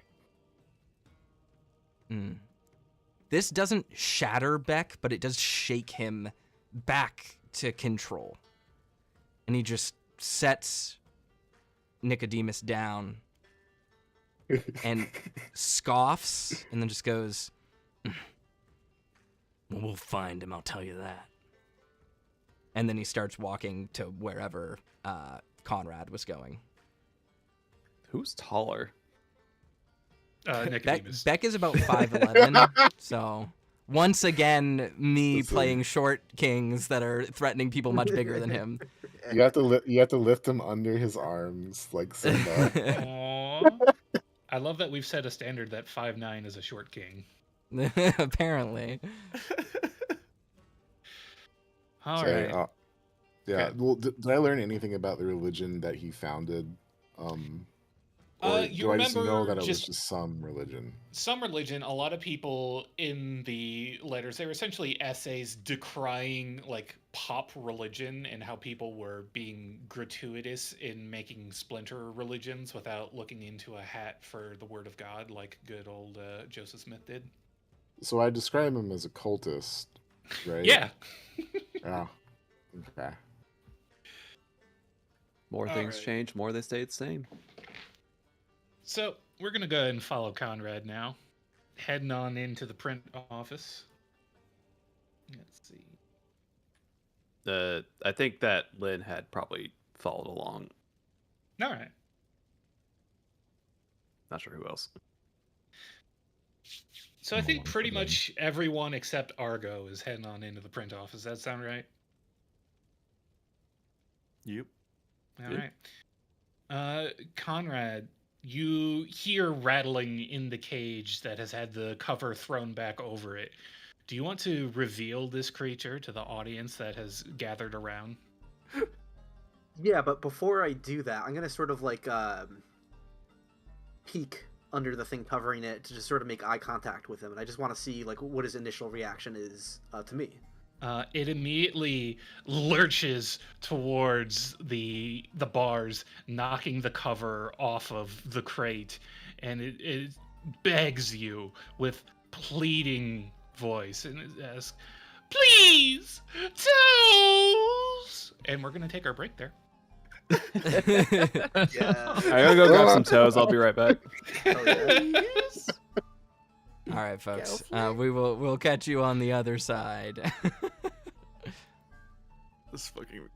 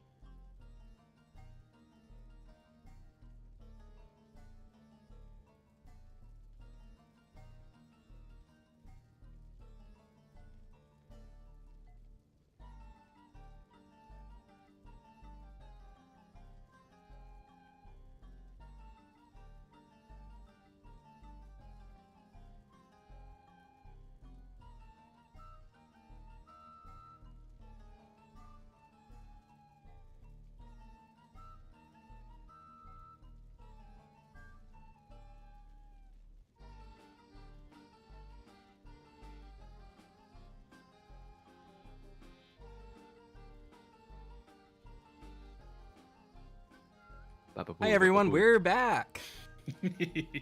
Or else. Indeed. All right, welcome back, everybody. We're going to go ahead and get back on into things. So when we last left off, we found our little goblin friend stuck away underneath that devilish contraption Conrad had trapped him beneath. Conrad, this little man's asking for some toes. What are you going to do about it? Is this thing visible to the rest of the party? Sorry, I just want to...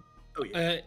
When it rattled the cage, it did manage to knock the cover off, so I think everyone else is able to behold this little creature now. What Has Beck ever seen one of these before? You've seen things like this, but as far as you're aware, the creatures of the other side tend to be very individualistic in appearance. No two look the same, but you can categorize them in terms of behaviors.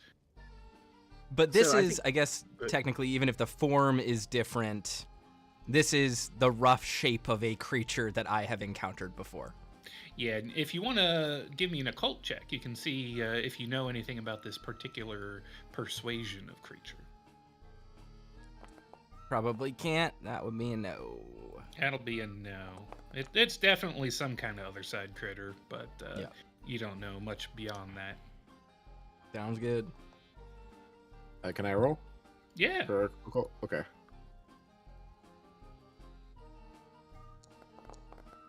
You don't recognize it, but it recognizes you. Something deep in your gut tells you that this creature is not to be trusted. It's almost like you have heard the song of almost like you have heard the song of the bees warning you about creatures like this. They are crafty, wily little things, more cunning than their limited vocabulary would make you suspect. Mm. But that's just a gut feeling. You don't really have anything concrete to back that up with. So I just sort of ask the room at this point, has anyone seen anything like this before? Like Rick? Nah. Rick? I seen plenty of things on the other side, but I can't say I seen anything this fucking ugly. Damn. Say it right to his face, why don't you? Beck doesn't give a shit. Beck doesn't care. We just learned that mirrors don't exist in this universe. Oof. Burn. Poor thing. I say I got a feeling it's smart. Be careful. Okay, I make a mental note of that comment, trusting your input. So I guess I'm just going to ask him directly. Lord Barbatos, do you know who that is? Or what that is? Barbatos? I see. You walked into that one. With your toes. So, you want toes, right? Toes? So at this point, I just lift up my webbed foot and put it dangerously in close to the cage, a little too trustingly. How does he respond? It grimaces and backs away at your disgusting lack of toes. Oh my god, you offended it. Listen, I think I know where I can find toes. Let me try. Hmm? Please. Okay. I think Beck smirks and walks up to Conrad and goes, "Now this is an opportunity." And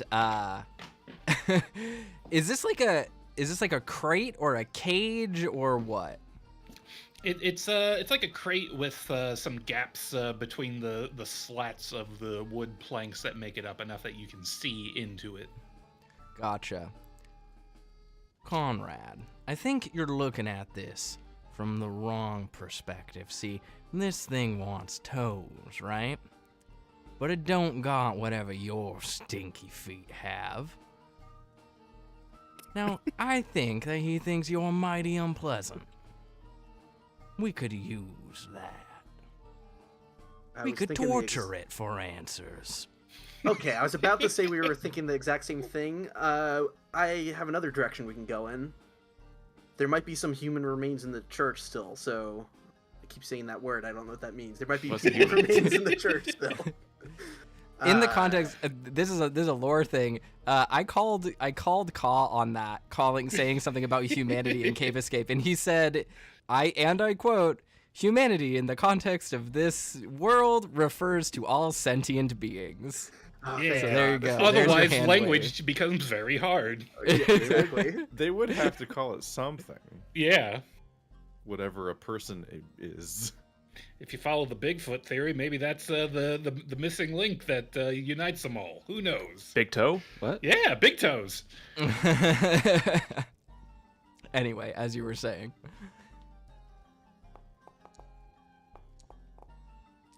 Okay. Oh, Jeez. all right. Okay, listen there, little guy. I know some of my friends have toes, but believe it or not, they're terrible tasting. Worst toes you'll have ever tasted in your life. You don't want No. them. Yeah, they'll make you sick. They'll give you these weird like warts. You don't want them. Mm. Well, okay. Warts you don't want. Okay, but just trust me. We're gonna help find you some toes. Do you want to come with? Good toes? Yes, but you have to promise to not eat my friend's toes. Trust me, they're the worst. But what if tasty? So, let's see. I will smash this thing's head in if it comes near my toes.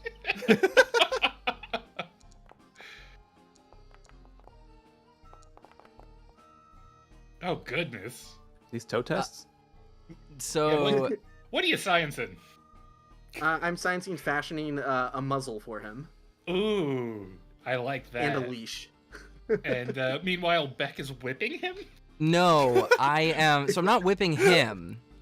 What Beck does is reach behind him, seeing what Conrad is like trying to set up, and Beck, from behind him, from his poncho basically, he just quickly unfurls a full bullwhip and just cracks it on the ground next to the creature. And he just says, "Oh, we can play this game." All right, it is terrified of Beck. And we are now constructing a rudimentary toe-proof muzzle for this goblin. So All at- right. Really, point, I'm all thinking- all Conrad's science roll is doing is he's gonna take a shoelace and tie it over his mouth in a big pretty bow. In fact, yeah. you do find a discarded pair of boots here, and you think that might make good material for this particular purpose.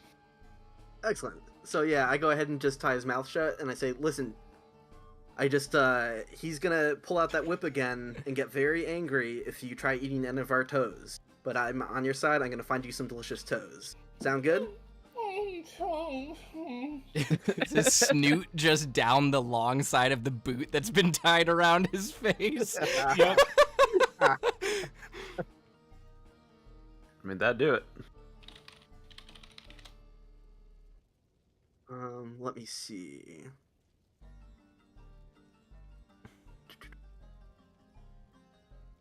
Okay, yeah. I think I'm good with that now. So I tied his mouth shut and made like a leash of sorts. All right, so you have acquired a somewhat tame goblin companion. What are you gonna do with it? He's gonna follow us, I guess. He's gonna go where we go for now. All right. Could Where'd I this look thing for? come from? Yeah, I wanted to see. Could I look for anywhere that it's been or trapped in any evidence of intelligent life or construction or something that would maybe betray something that we don't know about this creature that I might not be saying? Give me a notice check. This creature's too cum-brained. It's true. You captured the gooner. Ooh, my rolls are bad tonight. They sure are. That's unfortunate. You're not noticing like any tracks or any traces of where it might have come from, unfortunately. all Nicodemus finds is a copy of Toes Monthly, just wadded up in the corner. So, try not to metagame too hard. I think Lynn will ask Conrad, it's like, why the hell is this thing in here? Actually, I don't know how he got here in the first place. Believe it or not, the kids somehow locked him up. Now this How is did why. kids And then I trap just this sort thing? of, built the tighter construction here, so. Kids in trouble. This is why I hate them.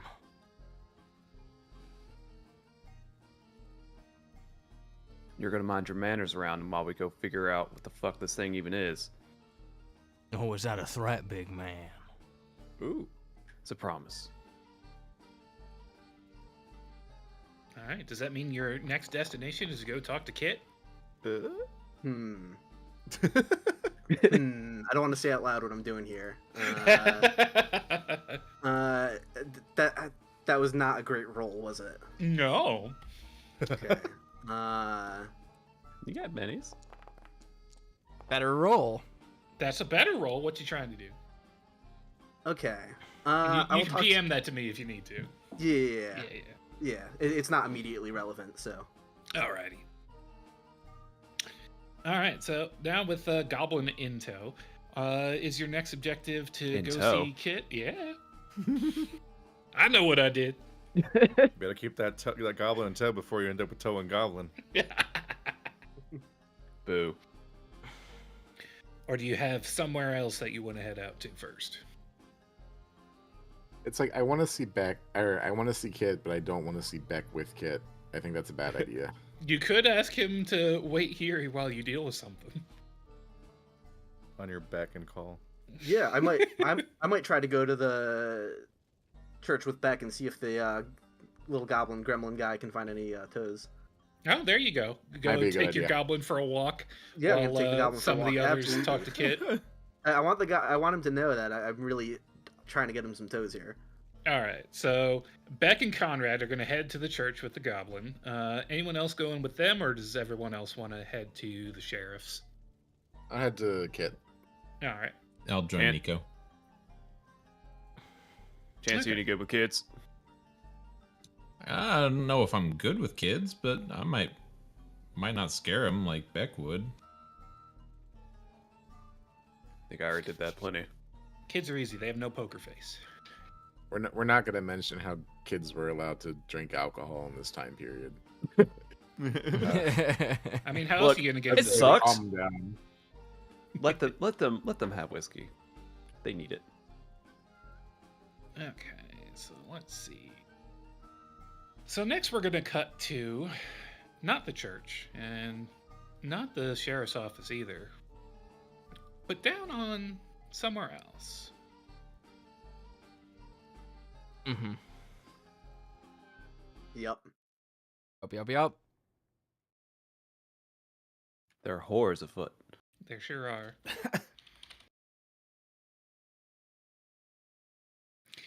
Argo, after what happened upstairs, you need a little bit of refuge, a little bit of comfort. And you come on down to a place that's grown increasingly familiar to you over the course of the past month. And you see the last member of the staff that still works down here greeting you with a nod of his head. And he says, "The hero of Southpaw. Lovely to see you again." Oh, don't hit me with that. Why does Sugar Plum Fairy play here? Because it's royalty free. Oh my god. Well, there are fairies here, so it does make And sense. sugar. Lots of sugar. Mm.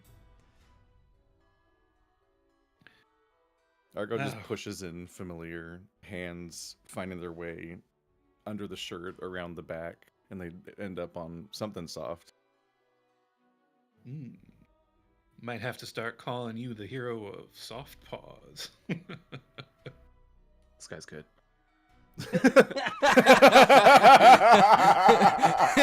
The jealousy in his voice. Now, tell me, what's on your mind, Argo? Where do you see yourself next week? Well, if things don't change at all, you, I suppose. Oh, that bad, huh?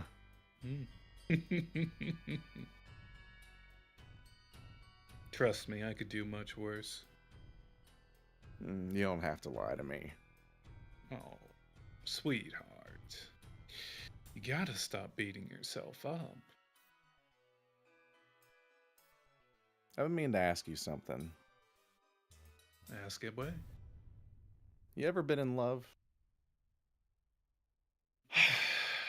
I thought I might have once. It's a bit hard to tell, I think. The difference between affection and erection. You living in the after? I suppose you could say that.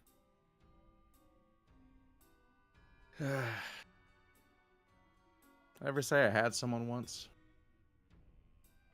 You've told me the story a few times when you were a little less sober than you are today. There's a reason I don't drink.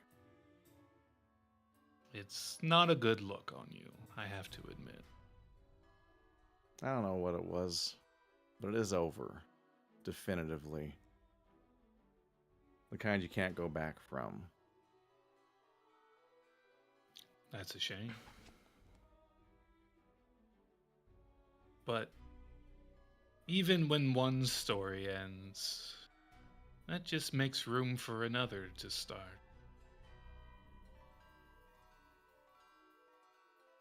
How much longer do you think there's going to be anything left in here? We used to have roommates. We did. We sure did. But the Lord saw fit to take quite a lot from us, didn't he? You miss MT?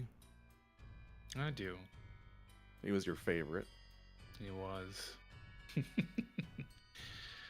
Oh, the things he could do with his... Oh, I shouldn't think about that.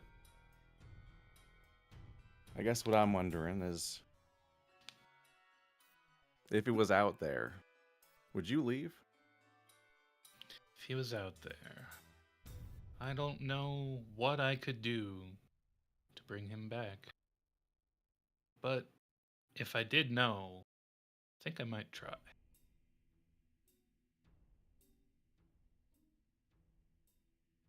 You're a stronger man than me. Oh, of course. You're like, what, 80 pounds soaking wet? Argo just squeezes him a little tighter and the scene ends. All right. Let's cut over to the sheriff's office next. Yo, Strat goes hard though. I'm glad. Let's see. I laughed at your comment that was getting wild to the wild on the cloud to really Sorry. All right. So let's find our sheriff. Put him over in the corner. No. Let's find Kit. Get him out here. I keep forgetting to bump his size up so he's at the right size. Let's get Feels there. accurate. And the sheriff, it seems like he's actually awake now. Oh. Wha- Still covered in blood, though. And when the rest of y'all arrive, let me put some different music on. Let's see.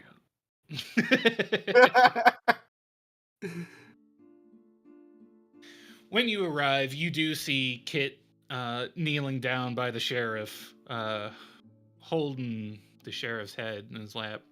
And you see the sheriff gulping down some water that he's being offered, but he doesn't seem like he's able to speak at the moment. Kit looks up as he sees the rest of you arrive, and he says, So what happened with Taslin Beck? He's going to be around for a while. We need you to steer clear of him. After what I saw, I can't argue with that.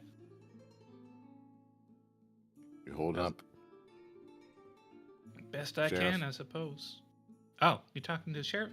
I don't think he's in the mood for talking right now. He tried, and a whole bunch of blood and beans came up out of his mouth. You can just nod his head. The sheriff doesn't nod his head, so Kit reaches down and nods the sheriff's head for him.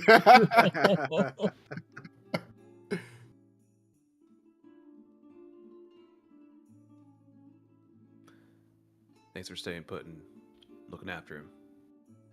Means a lot. It's most I can do in this situation, I suppose. You know, on the bright side, kid, you got to meet Taslin Beck. Whoever I that sure is. did, and kind of wishing I didn't now. I thought he was...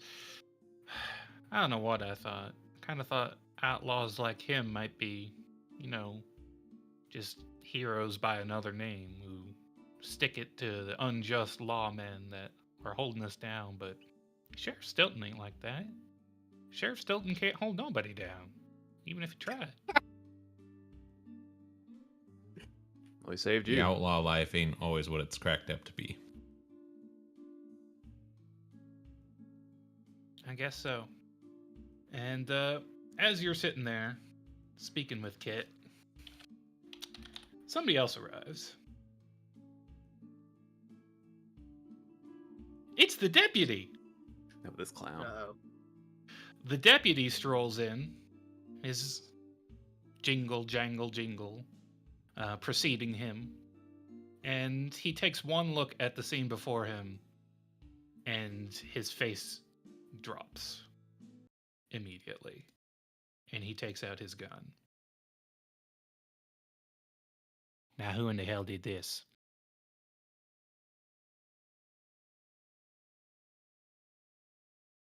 Weren't none of us. You can stand down. He looks around the room to each of you gathered here, then to Kit and to Stilton. And he puts his gun away, but he doesn't take his eyes off of people. You can tell he is ready to snap that out with a quick draw motion at any moment. And he looks down to Kit and he asks, Kit, you tell the truth now. Who did this? And you can see Kit looks very crossed wires. He doesn't know if he wants to tell on Taslin Beck.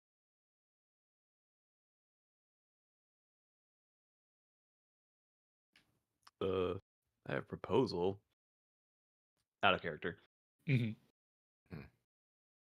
I don't know if it's too much to like try to formulate on the fly, but this dude looks pretty wiry. Yeah. Agreed. I think that in this situation, I think Lynn's just gonna try to keep the attention on himself, just to kind of diffuse the situation, and just looking Dusty square in the eye, says, "The kid's been through a lot tonight. Just give him a moment." His attention does indeed turn up to Lynn, and he repeats himself. I ain't gonna ask this anymore. I'm gonna ask this one final time. Who shot my sheriff? I kind of want to back up Lynn and say you need to go look at the church. It's not just the sheriff. Been through a Right. lot tonight. All of us. I'm gonna take you on your word for that. And he takes his leave and heads towards the church, gun in hand. He's gonna get shot. What's he doing to hold up his pants? He appears to have tied his belt like around itself without a buckle. It looks really bad. Excellent.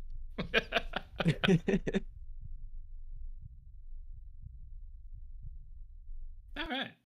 So y'all gonna stay here? Or you gonna follow him? I'm gonna talk to Kit first All right. about the goblin. Yeah, that's a good idea. Found out that you captured something. We've been Oh, stringing it along. You mean that goblin? Aye. Yeah, it was a wily critter. I had to put all kinds of weird snacks out before it finally went for one. How'd you catch him? I got some celery and stuffed it in a sausage casing. Like a toe? Yeah, like a toe. That's what the legend said they eat. And sure enough, he went for it, but he didn't like it because it weren't real toes. What legend? Oh, the legends of the goblins. They call them that because they're always goblin toes. Is that true? It's kind of like whispering to Nico and Chance. Nicodemus, give me an occult roll. Oh, Jesus Christ.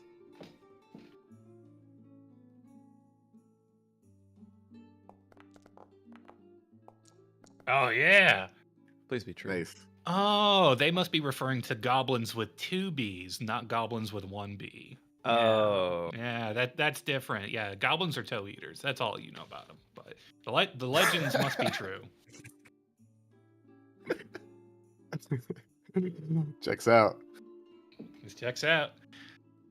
Yeah, I did a whole bunch of research on them from the back issues of the Mind's Eye Gazette. They got all kinds of who stories what about Gazette? cryptids.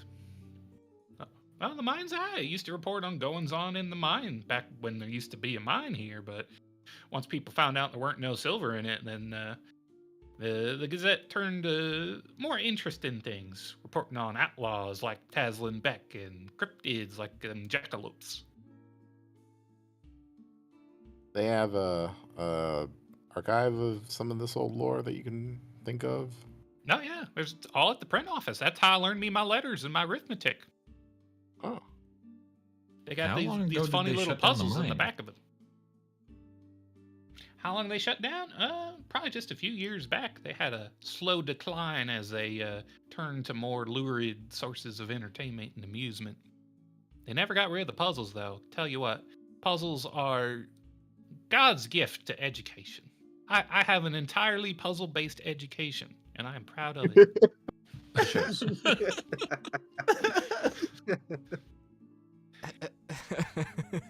He's just like me for real.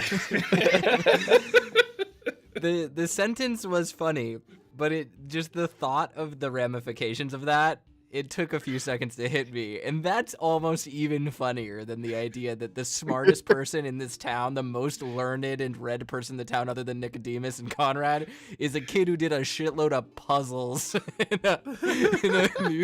a tabloid office. Listen, those boys' life spot the differences in goofuses and gallons. They hit different. You did a lot of crosswords and learned a lot of things. Never met a puzzle I can't smash. Yep. All right, so I'm gonna ask him. So, where did you first come across this goblin that made you want to catch him? What was he doing? Where was he? I saw him sniffing around on the outskirts of town, or there's a couple of them actually, but most of them cleared off. This one was a little more ornery than the rest. Where'd the rest of them go? I don't know. They disappeared back out into the fog. Got a direction? All around the town. I see him coming from every direction. But I suppose if you went out that a ways, and he points north, that might be your best bet. That's where I saw the most activity. I get a feeling that these things are a whole lot smarter than they let off.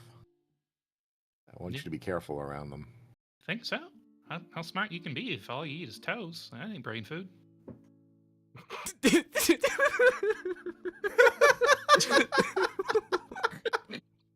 Sorry, I meant He's to got be a muted. Now listen here. Some of the most dangerous people you'll ever run into are the ones that want Eat you to toes? think that they're stupid. Oh. All right. I'll take those words to heart, mister. Good boy. Pat him on the shoulder. He gets a little blush to him and his tongue sticks out. At the end of this campaign, we're going to learn his last name is Bueller. No! No! I can't handle that. We should have saved that for the after show. Sorry. the dialogue, the punchiness of the dialogue just reminded me of like, oh no, not yet. And it just ran from there. Whew. Whew. Makes you chuckle. All right. So with that, you got any more questions for him, or are you going to head out? What's the over-under on that their deputy getting shot already? Pretty good, I figure. He's a quick shot, but Taslin Beck is Taslin Beck. We ought to make sure that doesn't happen. Agreed. You good here with Stilton? Yeah, I'll stay here with him. Appreciate it. All right. Now let's move back on out to the churchyard. Where nothing bad ever did happen. This has been a weird day. It sure has. Let's see. Over to the churchyard. By now, the fire's died down, and there's just smoldering cinders of ruins that are not pictured in this particular image, but you can imagine them in your mind's eye. And we have Beck and we have Conrad with a leashed goblin sniffing around the ruins looking for toes. It's going to be really weird seeing that out of context. I think Beck is like probably kneeling down in are we able to like get into the smoldering wreck? Or is it too hard to navigate? It's pretty hard to navigate, but you can make your way on in there. It might be a little dangerous. There's a lot that's still hot and smoldering, but you're no stranger to the fire. Yeah. You've walked with it before. I think Beck is kneeling in like probably like a puddle, for lack of a better word, like of remains. When he first went in there, you mentioned that the various bodies were mutilated and strewn about. Now, are we talking like full bodies, or are we talking like this is a pile of Doom 2016 viscera that's just sitting on the floor? No, they weren't giblets. They were mostly intact bodies that had been cut open, almost as if a blood offering was made to that creature that was emerging from the corpse of Damascus hung up on the cross. Beck is like investigating this. The first question is, just to be clear, he doesn't recognize any of this congregation. They all seem to be from this place, right? Right. To investigate, other than Damascus and the goat nun, none of them seem familiar to you at all. Gotcha. I think he looks at Conrad and goes, I did a real number on these people. You know any of them? I think as he says that, too, he's like, perks up one of the bodies, like, perks up the skull, like the half mauled skull of one of the bodies, and just kind of you know this skull? You know this one? Know any of these people? Thankfully, no. I pretty much kept to myself on the outskirts of town most of the time. Give me a common knowledge roll for Conrad. Oh, that's pretty good. Maybe I did recognize someone. Who knows? So you didn't deal with any of these people directly, but in your few trips into town, since it fell to the other side, you heard the rumors going around that all the faithful who were really reverent ended up locking themselves in the church, content to wait out whatever this Armageddon was in there.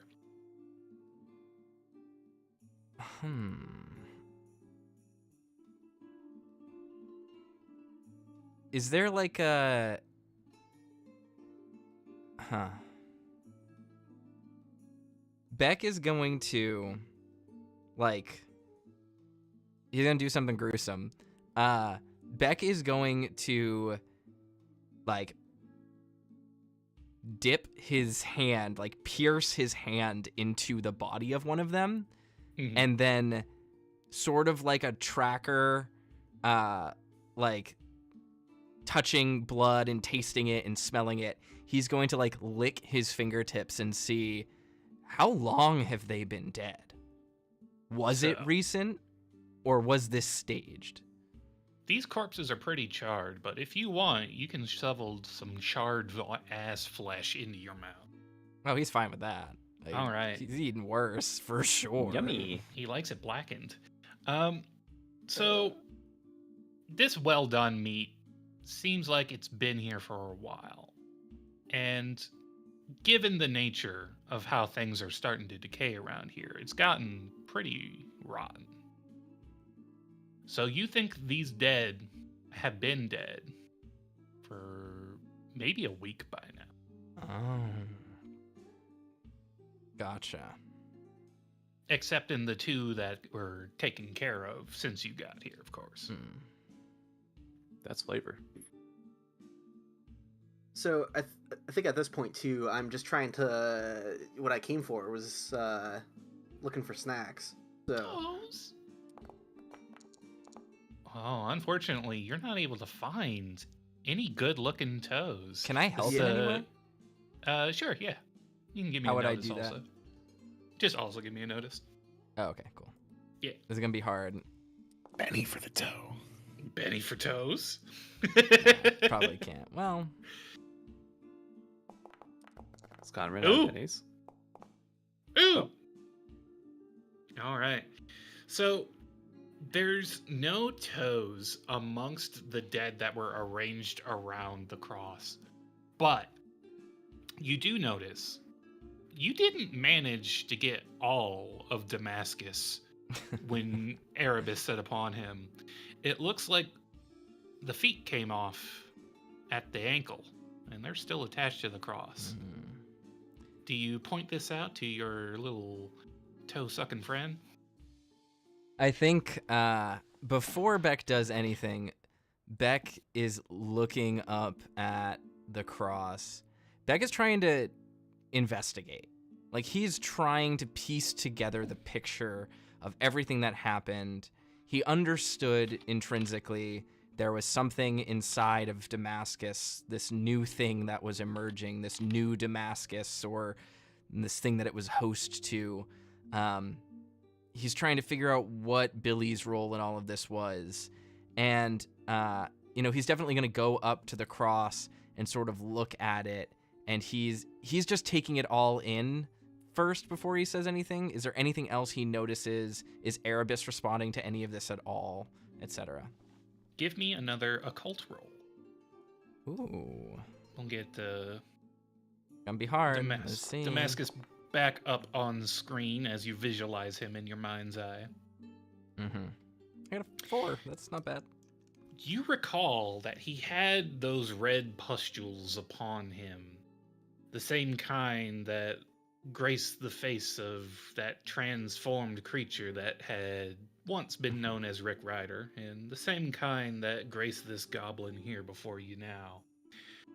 And you remember, someone used to say, in regards to Damascus, that there was a monster inside of him. And there's a little bit of irony that the form he was twisted into when he burned up in that church almost looked like there was a monster emerging from inside of him. I think Beck's hand is out, like, by his side, and he suddenly feels the bristle of like, fur walking underneath his hand as, like a cat that wants to be given attention does. Erebus walks up underneath his hand and sort of pets himself upon Beck. And Beck just looks to the tiger and says, "You know this one?" The tiger doesn't verbalize, but it bristles as if to acknowledge that this is not the face of a creature that it enjoys the presence of. And that distaste does imply familiarity. However, as Erebus manifests beside you, the goblin freaks the fuck out. No! No! Darkness, no! And it tries to break away from Conrad. Conrad, give me a strength roll.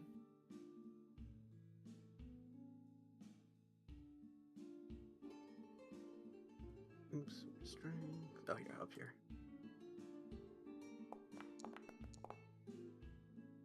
Ooh, that's not very good. Oh no. Still not Oh. great. All right. Garbling on the loose. We're got a goblin on the loose. It's breaking away. Beck, are you hitting it with the whip? I wanted to try and grapple it with the whip. Okay, yeah, you can do that. Like lash out around its ankle and yank it or something. So I got a It 6. has an incredibly low parry. How is its parry that low? Wow. Okay. So yeah, that is definitely going to hit it, and you're able to snag it. It plops forward face first into one of the bodies on the ground, causing the ash and dust to dissipate in a thick cloud that makes it sneeze. Sit still. No toes. Listen, we're gonna try to find you toes, and the darkness is on our side tonight. Beck laughs at that. Beck actively. Oh, Conrad, you are in over your head. You better learn to not shoot your mouth off when you speak, boy. It is never on our side. And I just silently nod at that. Maybe Conrad could notice some toes. Oh, he tried. He tried. failed. So you're just I have found. I've been finding some, but I think like they're just way too charred. And Yeah, I I've, was like, gonna I've, say, I've picked one up, and I feel like he's just kind of like, nope, it's not fresh enough. They Like just when you're dust roasting in your- marshmallows, it just gets a little bit I too don't burnt. like this. Now, Yep. now, Conrad, you're a man of science, ain't you? Yes. I think with that, Beck motions with his free hand and just sort of points up at the cross. Or you take those down. What do you think of this? Did you get a good look at this before you fired your gun? Don't think Conrad was able to see that from his vantage No. point outside. No, I didn't. Got it. Is crucifixion normal round these parts in your experience? I really haven't heard much about it, so I'm going to say no. Thought so. They were feeding something. I've been privy to something like this before. This hunger can change a man.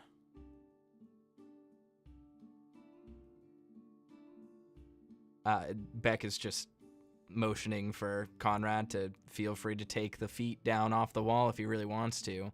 Are they're nailed in there? Good luck. Yes, they are nailed in. I mean, you don't need the whole foot. Yeah, I've got a True. hatchet. While Conrad is doing that, Beck is basically, he's like pulling up the leash that he's made. He's rolling up his whip around his like elbow the way you do like a vacuum cable. Mhm. And he has one boot on top of the goblin's back to prevent him from moving. Ooh. He's probably digging his spurs in a little bit. All right. Yeah, I've got a hatchet on me, so I can use that to remove the toes, I suppose. Jared Paulson looking ass.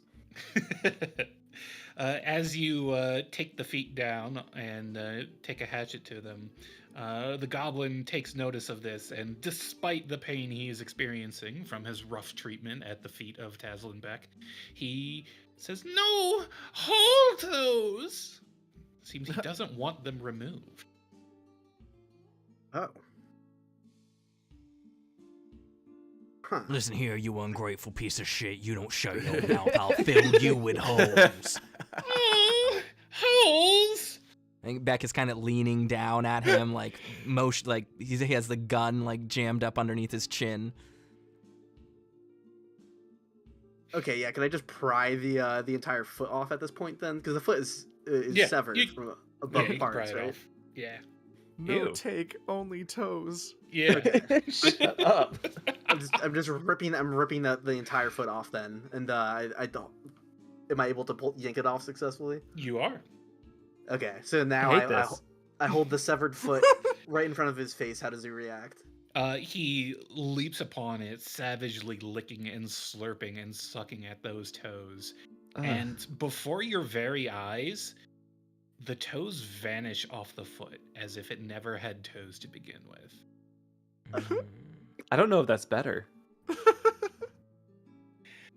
And you see the creature swell up with a full belly, like a distinct paunch, as if it has had far more sustenance than you have actually provided.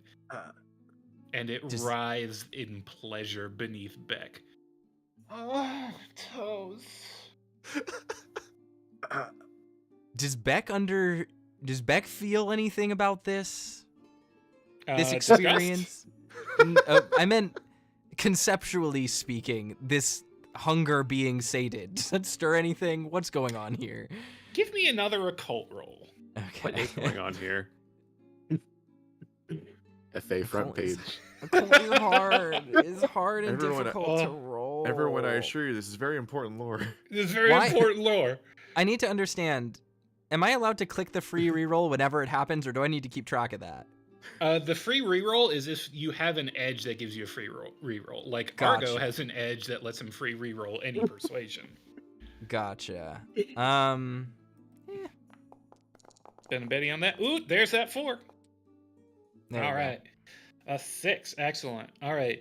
So this isn't something you've encountered before, but you are seeing parallels here to this creature's hunger for toes and the unnatural ways in which it is sated compared to the hunger Erebus bestows upon you and Yeah. the unnatural way in which it is sated. The way Gotcha. you understand the other side to be laid out conceptually, it seems as if they might be related in terms of the domain of hunger. This thing was afraid of my friend here. But I don't know if it's a predator so much as if it's his ruler.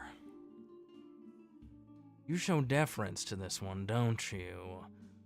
And I think Beck gets real close to the creature and goes, "Does a Lord of Hunger speak to you?" Hunger? Hunger. Toes. Fear. Darkness. That's what I thought. I think Beck eases up on him now. He's still bound like around the ankle with this expertly lashed like whip crack that he did, but Beck isn't standing on him anymore. The creature like sprawls out on its back in the afterglow of toes, like rubbing its belly. It's disgusting. This thing here, it's like a lesser being of the dream. Some kind of, I don't know, avatar of hunger. I don't think it poses much a threat when it's sated. But let him go for too long, and I know what that feels like.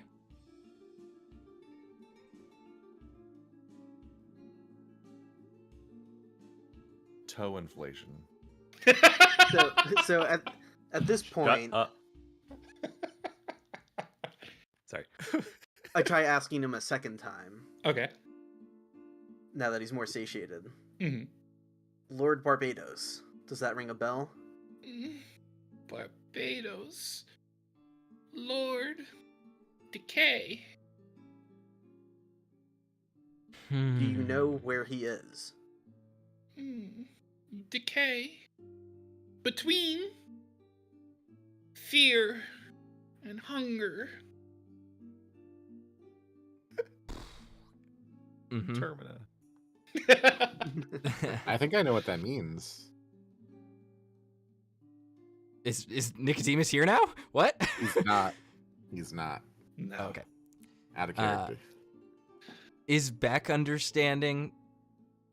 Yes. Yeah. So, Beck recalls in his days of dreamwalking that one does not traverse the other side in terms of east to west, south to north. Instead, one follows a path of ideas. Common directions might be something along the lines of follow the trail of misery into ruin, and at the nadir of desolation, find purpose. Those are all places one finds through traversal, through thematic links. Simply walking north as far as you can isn't really going to lead you anywhere.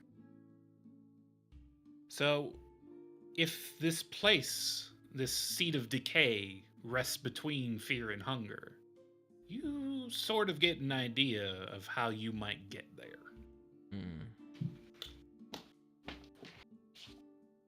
We might need to leave sooner than I thought.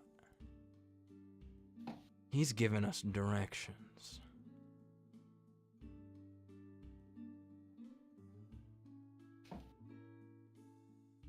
Does Beck think that his rare state now of being satiated is going to pose a problem with this journey? A problem, no, but you don't know how long that's going to last. Gotcha. You don't know if you're going to feel satiated for long.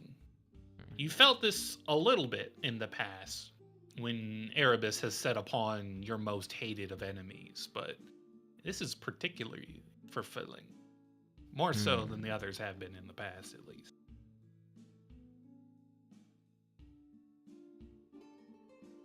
Now, Hunger is a compass.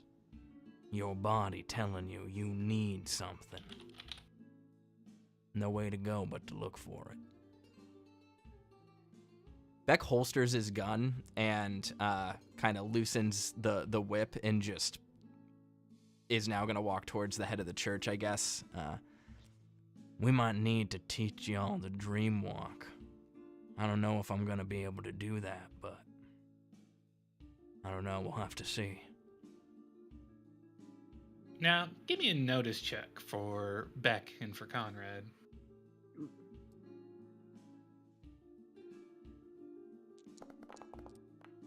Oh, no. Love to see it. No, you don't. You hate it. Oh. Why so won't it many let me crit re-roll it with a fails. Benny? Give it to me. Can't Benny a crit fail. Yep, No. that's correct. Which is fun. Yup, Especially since you can cause a crit fail with a Benny. yup. No. And then you keep it. No, the game sucks when I'm doing poorly and is good when I'm doing great. Uh-huh. This isn't fair. Yeah, I'm a Let's Player too. All right. Conrad, you notice a man walking with purpose towards Taslin Beck. Uh-oh. Yeah. So I clear my throat loudly to get Beck's attention, and I just walk away to make sure I'm not between them. You may have just saved his life. Okay. Beck, I'd like you to draw a card. Uh-huh. Ruh-roh. Oh. We gonna quick draw? Because this is gonna be real fun. Which deck do I Yep. pull out? The Deadlaws deck? Or... Let me get you a deck for that real quick. You can just draw from the action deck. Which is called... I don't think you have access to that. Let me give you access to that real quick. Okay.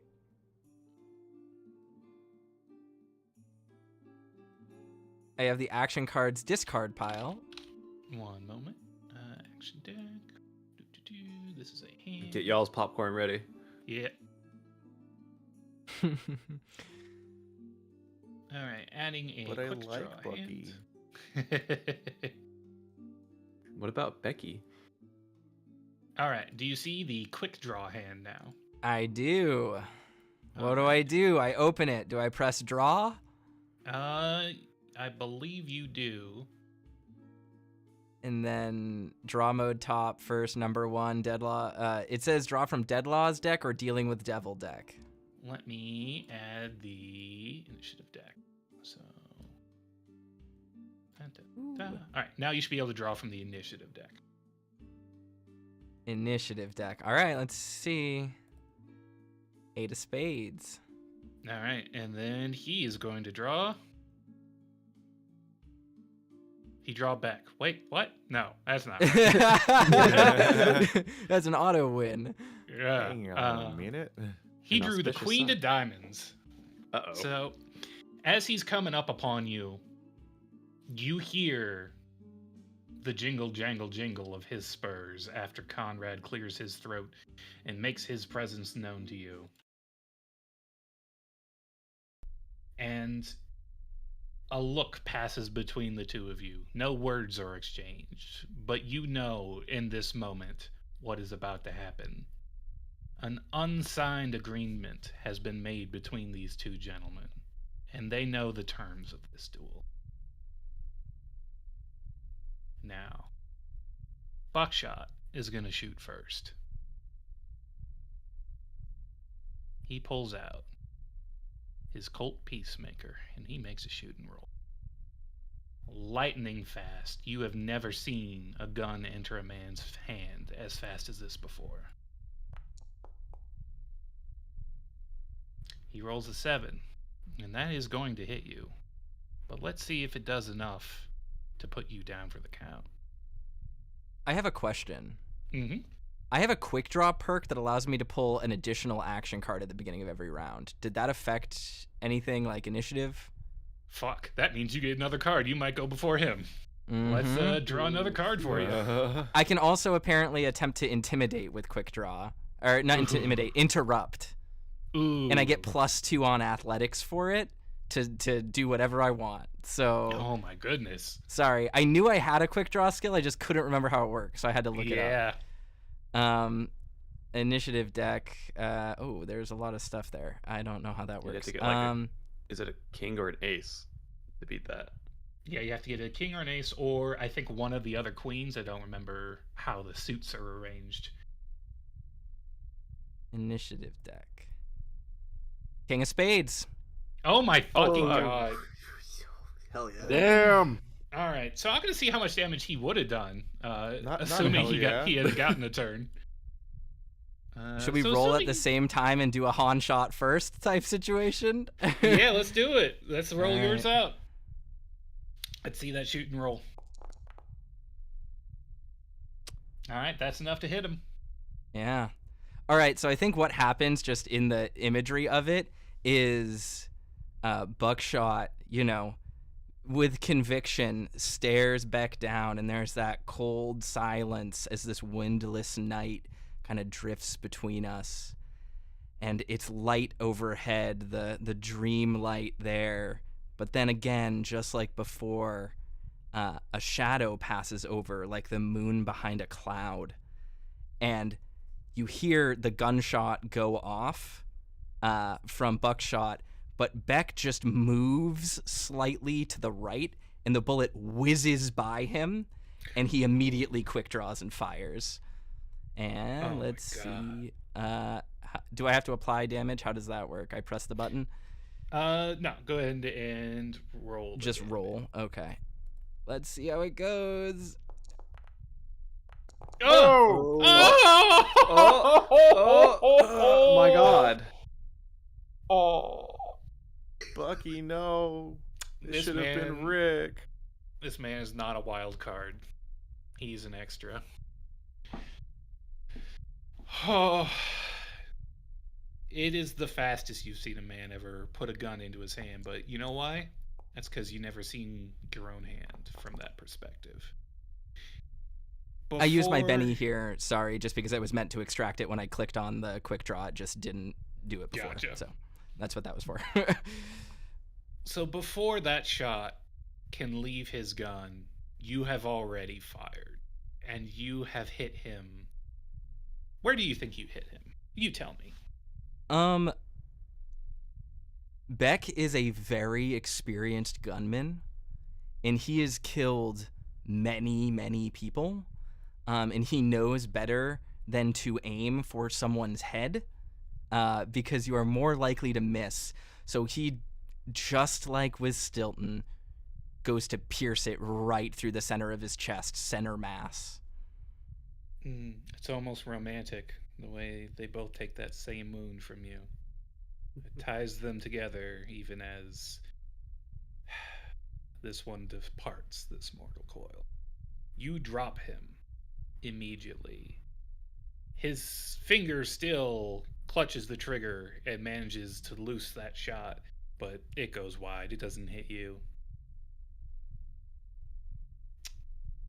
You shot the sheriff, and you also shot the deputy. Beck, as he goes down, I want Beck to walk up to him, and as is the right of a winner of a duel like this, he will take his conquest and just immediately rip his throat out with his teeth. And that's where we're going to end for tonight. Oh. Whoa. Is that Thanks. standard practice in duels? Winner take Practice throat? for Taslin Beck. Oh, I hated goodness. that. Well, This man- Stilton's fine. This man came for vengeance, but he did not receive it. That fucking quick draw ability saved my life. It, Oh my it God. did. You got that second Yeah. card. You Oh, almost died fucking yourself. Yeah. That was That could've been crazy. bad. That would have been funny. Bucky's so tragic. No. Oh. That's good. This was That's good stuff. This is what this would happen when you It's go good legit. tabletop, y'all. That was great. Good lord. You're scaring the goblin. I'm Well- scared of the goblin. Let's be real. Yeah. Well, I'm just. thank- I will say I'm glad you didn't have a sprite for what you had described. for goblin there's time. Hopefully there's fan art of him eating toes disgustingly.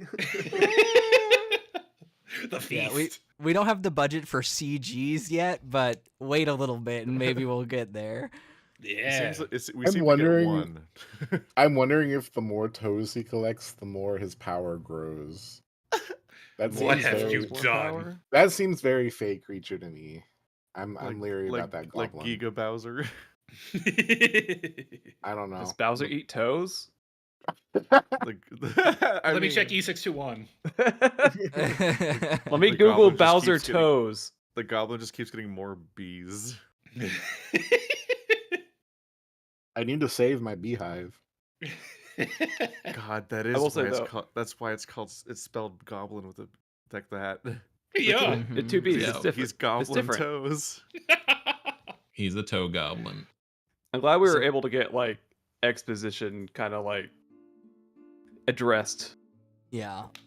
Yeah. This was a big goal of today. Is I was talking to Ka at the end of the last session, and I was like, "All right, we have established our party. It's fun because obviously I mentioned at the end of the last campaign, I had no idea any of the stuff that Ka planned. Ka always throws wrenches into my plans, and then I had to come up with new ideas on like how do we get from A to B. This is a puzzle. And so this time, my goal personally was like, all right, I have a few pieces of information I need to get to the group. Right, like I'm trying to get the group on my side. I have a contract and a formal agreement now that I'm trying to make with Conrad.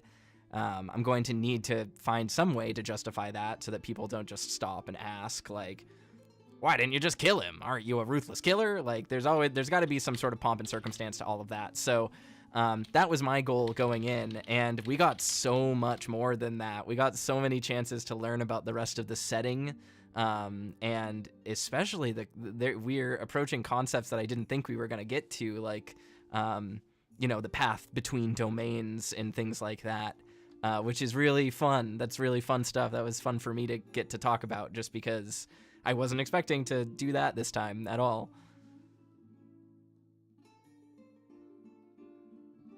I'm excited. You guys did a lot of good vamping tonight, a lot of character building, a lot of good character exchanges and scenes, learning who these people are, even a little bit of growth as they start to differ from the characters they were when they were first introduced. And we didn't go to a whole lot of new places, so I didn't run into the end of my art budget yet. Yeah. Golf clap. Yay. I think, but it seems like we're on the horizon of departure. Oh yeah. We're definitely something's about to start. I was just gonna say, yeah. It seems don't like buy more NPCs because they just get killed. Buy back. Hey, I got permission. All right, I'm allowed to kill who I want to kill. I didn't know outlaws had to ask for permission to kill people. My bad. Wow. I think. Let me see your permission. Let me see your hall pass. Let me see your license to kill. I'm really excited. I think that there's a lot of stuff. We're entering territory that is completely, up in the air. I really wasn't expecting us to leave the town, or even I wasn't expecting that we would dream walk anytime soon. So that's a big part of Beck's character. There's a lot of mechanics around that need to be set up for things to work for everyone. So I'm interested in how the party will end up doing that. But I really liked this episode's like kind of build up to this idea of like things are collapsing here. Like this is a slow erosion of this town and its boundaries. And eventually people will need to move. Like there's Argo's dealing with it down with Wolfram. Lynn, you mentioned something about not wanting to stay here for too long. Conrad has this debt to pay off now, and that's a whole thing. Obviously Beck just wandered kind of out into the waste and realized, oh, this place is not like other places, and it's not going to be here for much longer. Things are taking over. Rick is changing, and he was hardly outside. So it's kind of amping up the stakes in a way that I think is really like thematically satisfying for all of our characters. I'm glad my habit of leaving my character just blank enough that I can backfill in response to what the story is doing. So I was like, I see this underutilized location and character and plot element. I know how to work all this in to make it just add that to the part of the character that hasn't been answered yet. That's the tactic I like I'm going to act on it. And also I was like, I saw the ass sprite. It's going to be in the series. I'm going to squeeze that ass. I do want to meet more of the prostitutes. Yeah. I don't think they're already. There's the one, maybe. Maybe you'll see them as creatures. Maybe some of them left town. What I was expecting, so when apparently you're already like in bed with this man, like twirling his butt, but like what I was imagining. How do you do that? Twirl a very butt. Very skillfully. It's easier with fur. I imagine that like there's going to be a situation because there was a price, right? And one of the prices was look. I was imagining that there's going to be a situation where like you pay the $1 and you see something, and there's like a spot or something, or something's wrong. But I guess that's not the case. So it's interesting that it played out differently. Well, he's downstairs, safer from the decay, is what it sounds like. Mm-hmm. Yeah.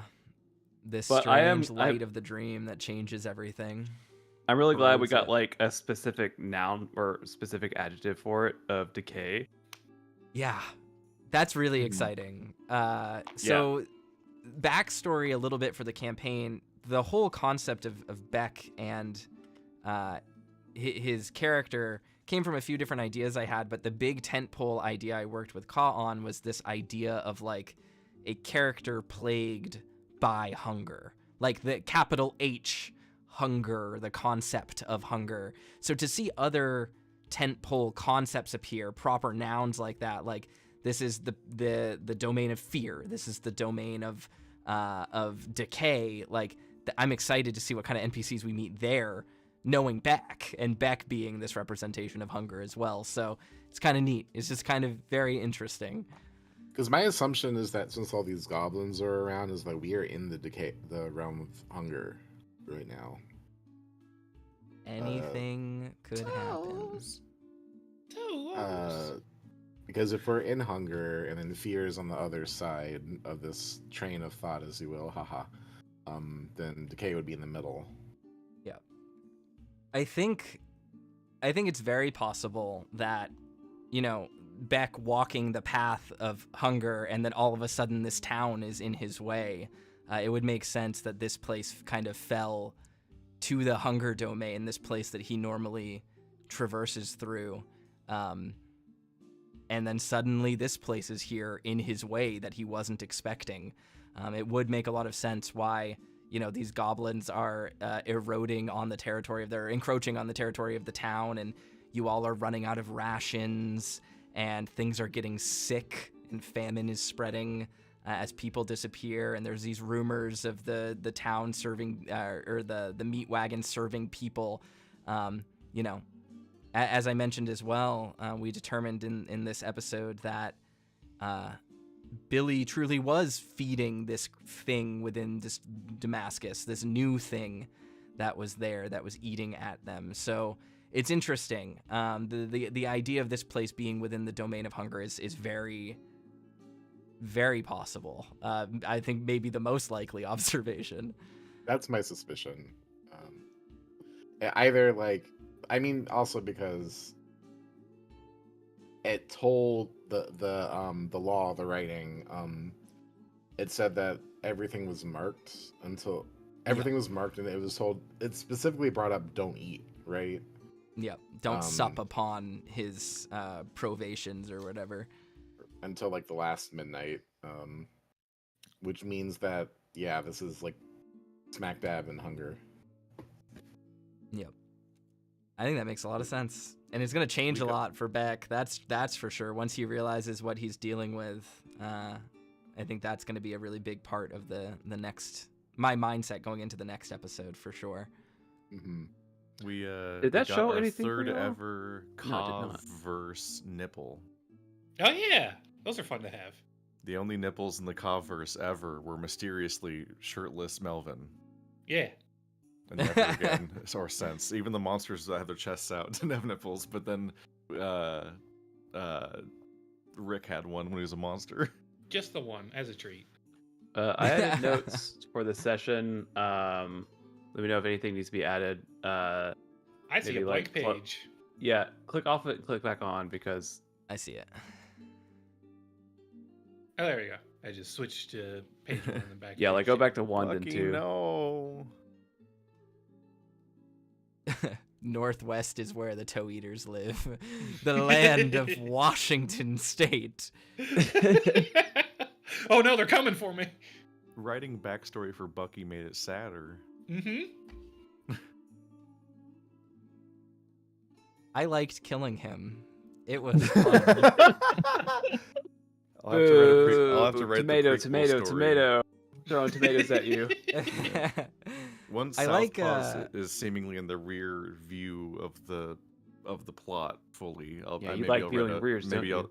Maybe I'll then write a story about Bucky and Rick and Argo and what's going on there. Oh, that'd be fun. It'll be cool. I mean, it's fun to see all these character dynamics, and like I'm really excited. I was really hoping that at some point Wolfram would cross Beck's path, because I wanted to have a conversation with him, because they share a unique aspect to them that I don't think anyone else in the town shares with them. So just kind of cool stuff. What? They're whores? No, Beck is half native. Oh, okay, yeah. Yeah. Okay. So just like Wolfram, he has ties to the local into indigenous groups, but it is unlikely they share much of a connection beyond just maybe shared culture or language. So I was really hoping to run into him, but we'll have to wait until later to expand on that, I guess. I did have fun headcanoning stuff, which doesn't actually make sense because I know enough about Beck that doesn't actually make sense. But it was just fun to extrapolate from some of the stuff that has happened so far in the story and just obvious visuals and stuff that the audience was picking up on. I'm like, oh, we've got a golden-eyed coyote who has a tiger familiar, this endless hunger, like this insatiable, impossible to reclaim thing, like something that's permanently missing from him. And it's it's bad end Jet. Melvin died, Jet went in the well and just was doomed to wander as this wraith displaced through time.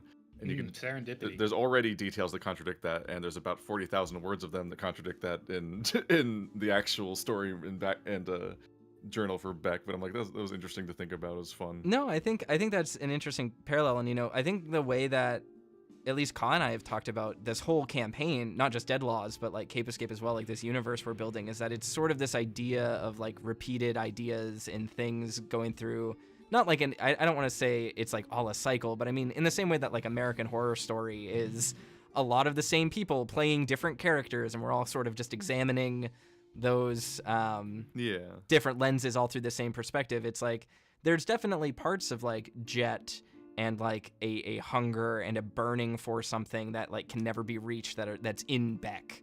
But then there's other parts too that I take, like this idea of like, he's a red coyote, he's from this place, he's an indigenous character he's a half indigenous character who maybe there's ties to the local area, his distaste for federal government, his desire for freedom. Like there are those connections too that kind of all tie together into this character, this product of the frontier that still can be read through that perspective of like, these same ideas appear dispersed through the other campaign in the future, technically, because Cape Escape takes place 119 years from now.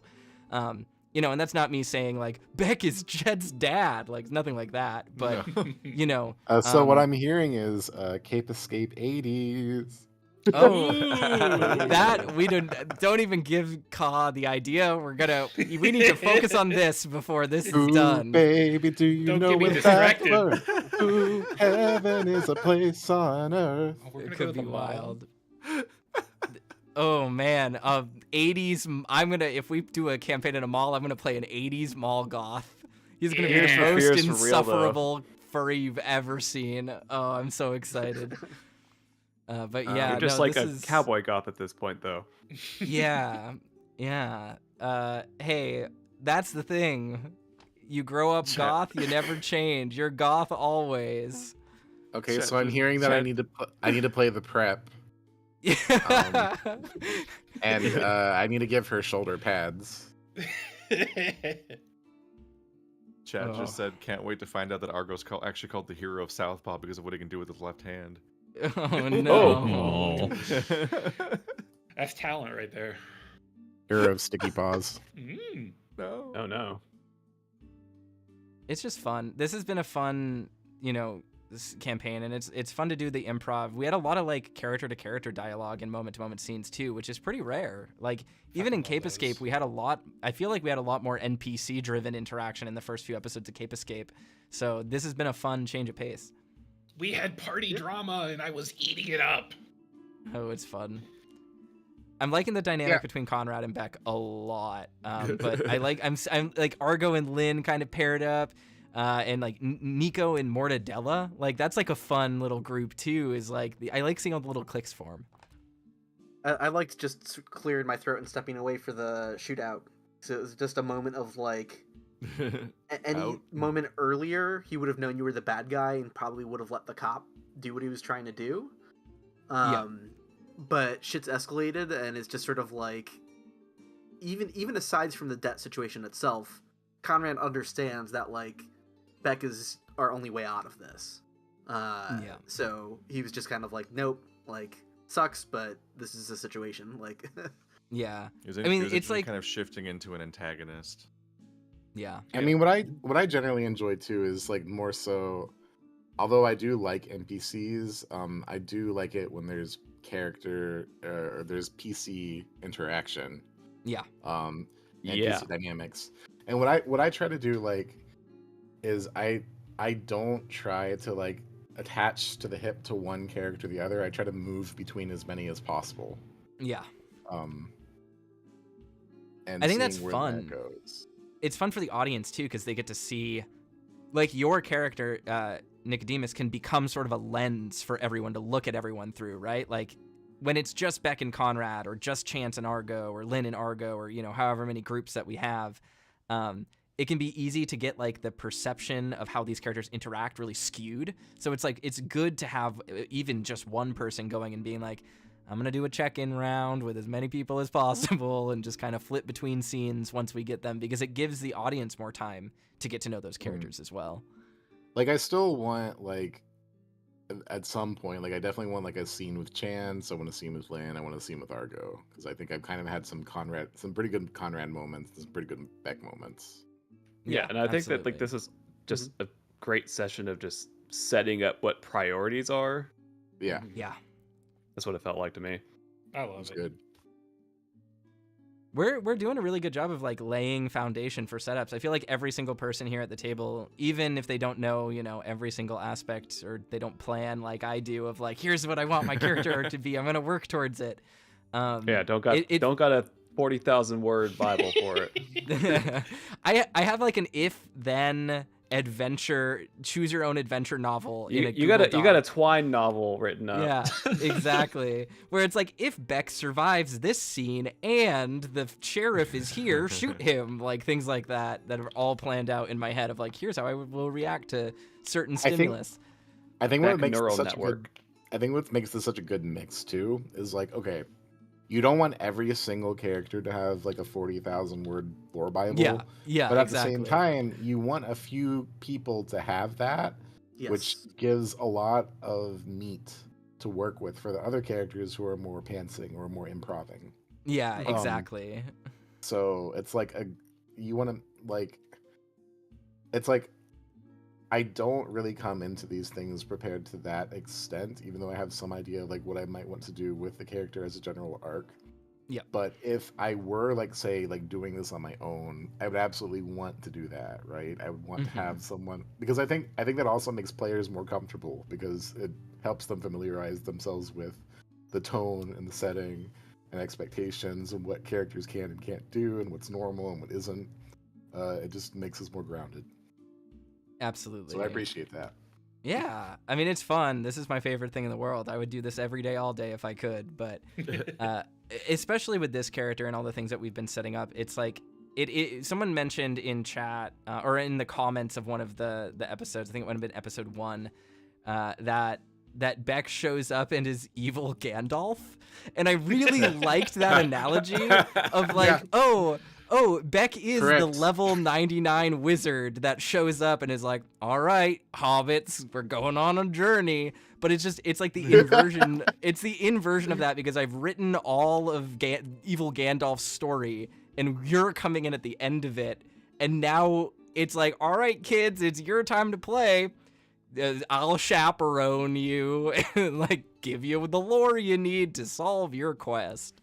But it's if fun. Beck says fly, you fools, it's because he's about to kick you off a cliff. Yes. Yes. I like him gently lifting me under the arms. He's trying, okay? He's trying his best. As I remember, this very short man is strong. Yes. You gotta like bend down in your knees a little bit so he can lift you back up. Yeah. Unexpected with how thin and wiry he is. Yeah, there's a lot of supernatural strength in him. I mean, he's a brawler. That's the thing. I think when I think about Beck, you know, he's a rough and tumble type, but he's got that, like, I don't know. I think of, like, Scrappy Bruiser, like that type of archetype of, like, you have to kill him to get him to stop. He's not gonna put you out with one punch, but he is gonna beat your face in, like that kind of. He's got that approach. crackhead energy. Very much so. Yeah, kind of. Hungry addict is, like, his vibe. So he's definitely, like, he craves violence. He really loves it. I mean, I don't think he would put it on a list of, like, here's my top 5 things: murder and violence. 1, but violence. 2, yeah.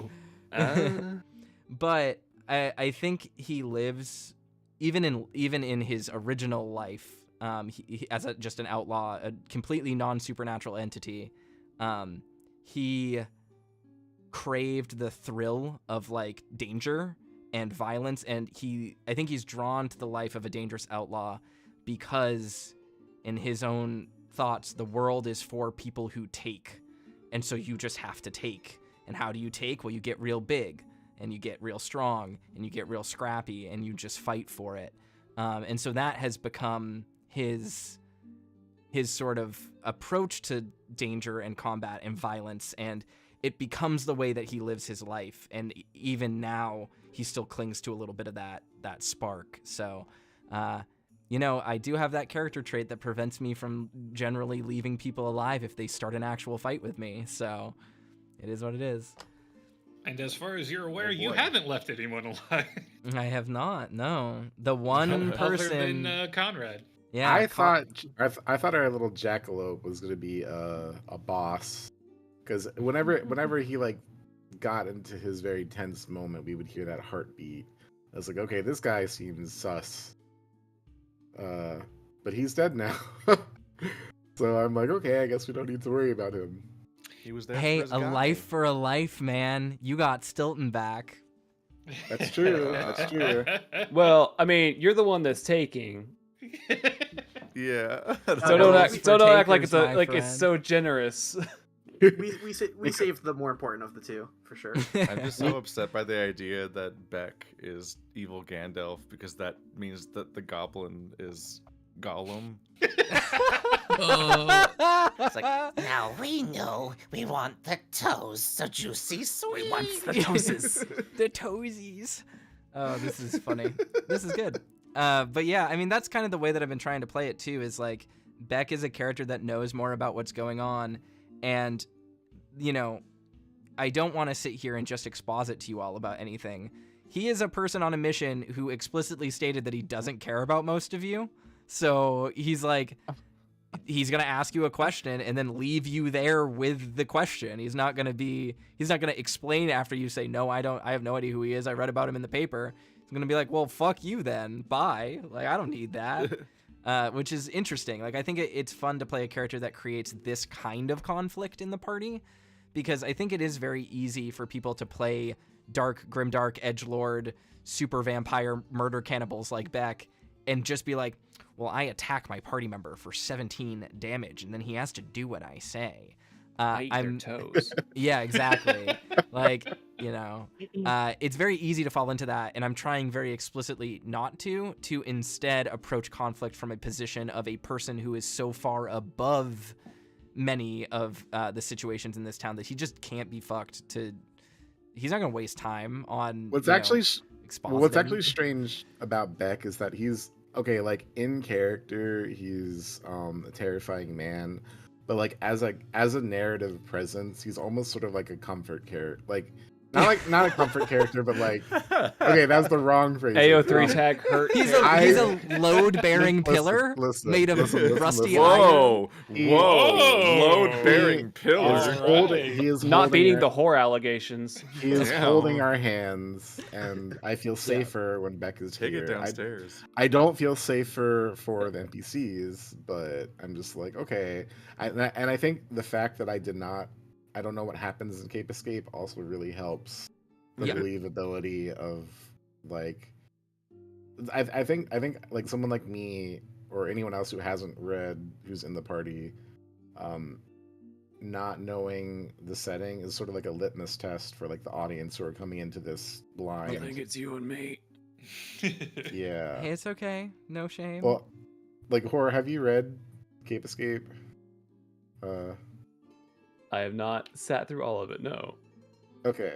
Yeah, because I didn't know anything that happened in Cape Escape, so like the fact that we're like getting explained the exposition, but also like I think that there's people who are coming back, who are returning, who have that information, and people who don't. Is like. Oh yeah, no, I don't feel like I'm not. I don't feel like I'm to be missing clear, anything. This is technically world building from Cape Escape. These are not rules we dealt with in Cape Escape. Yeah. Okay. we're not at that also part. different. Yeah. If stuff like that comes up, it will be clearer. There's been a lot of stuff here that technically does explain. For eagle-eyed viewers out there, leave your theories in the comments below. There is a lot of stuff in here that explains things that There's have explicitly occurred in something to Cape Escape. recognize in Toaster's backstory about Cape Escape. We're smoke rooming Yes. this echo, is what you're saying? I don't- spotted the thing. I mean, perhaps this is where I get to be like, I haven't read the smoke room. Sorry, George. Yeah. But like, Get so his I ass. don't know. I don't know how This close is our it throat is. lodge. I'll read it when it's done. Good luck and Godspeed. It's not it's not tonally. It's very different. Like this is very Yeah. pulpy. This Yeah. is very pulpy. The smoke room is more so about like Labor It's- disputes. it's labor disputes. Yeah. And that sounds great. I will say though, I probably got to bounce for now. So Alrighty. Yeah. Hey. Have a once good one. again, thank you all so much. Thank you, Yes. Kyle, for putting this together. This was incredibly Thank you for fun. joining us. It's been Yeah. a ton of fun. This has been This has great. been fantastic. Hell yeah. I do want to. This was fun. I rewrote the trajectory of my character like 4 times. It's great. Just All right, cost I will off. catch y'all It's later. just like, oh, Peace not out. anymore. Have a good night. Good. But yeah, one of the night. things I just want to call out in the in chat, someone said Beck is a complete inversion of Sandals in the universe because Beck is terrifying, but in the narrative, he's the most protective force. Which is like the opposite of Sandals. Sandals is not very scary, but is actually a very destructive, dangerous part of the plot. I do think Beck is a protective force. I think it's just like the characters. It's like the characters have to play smart to get that protection. Yeah. Even though, and like The rules have changed.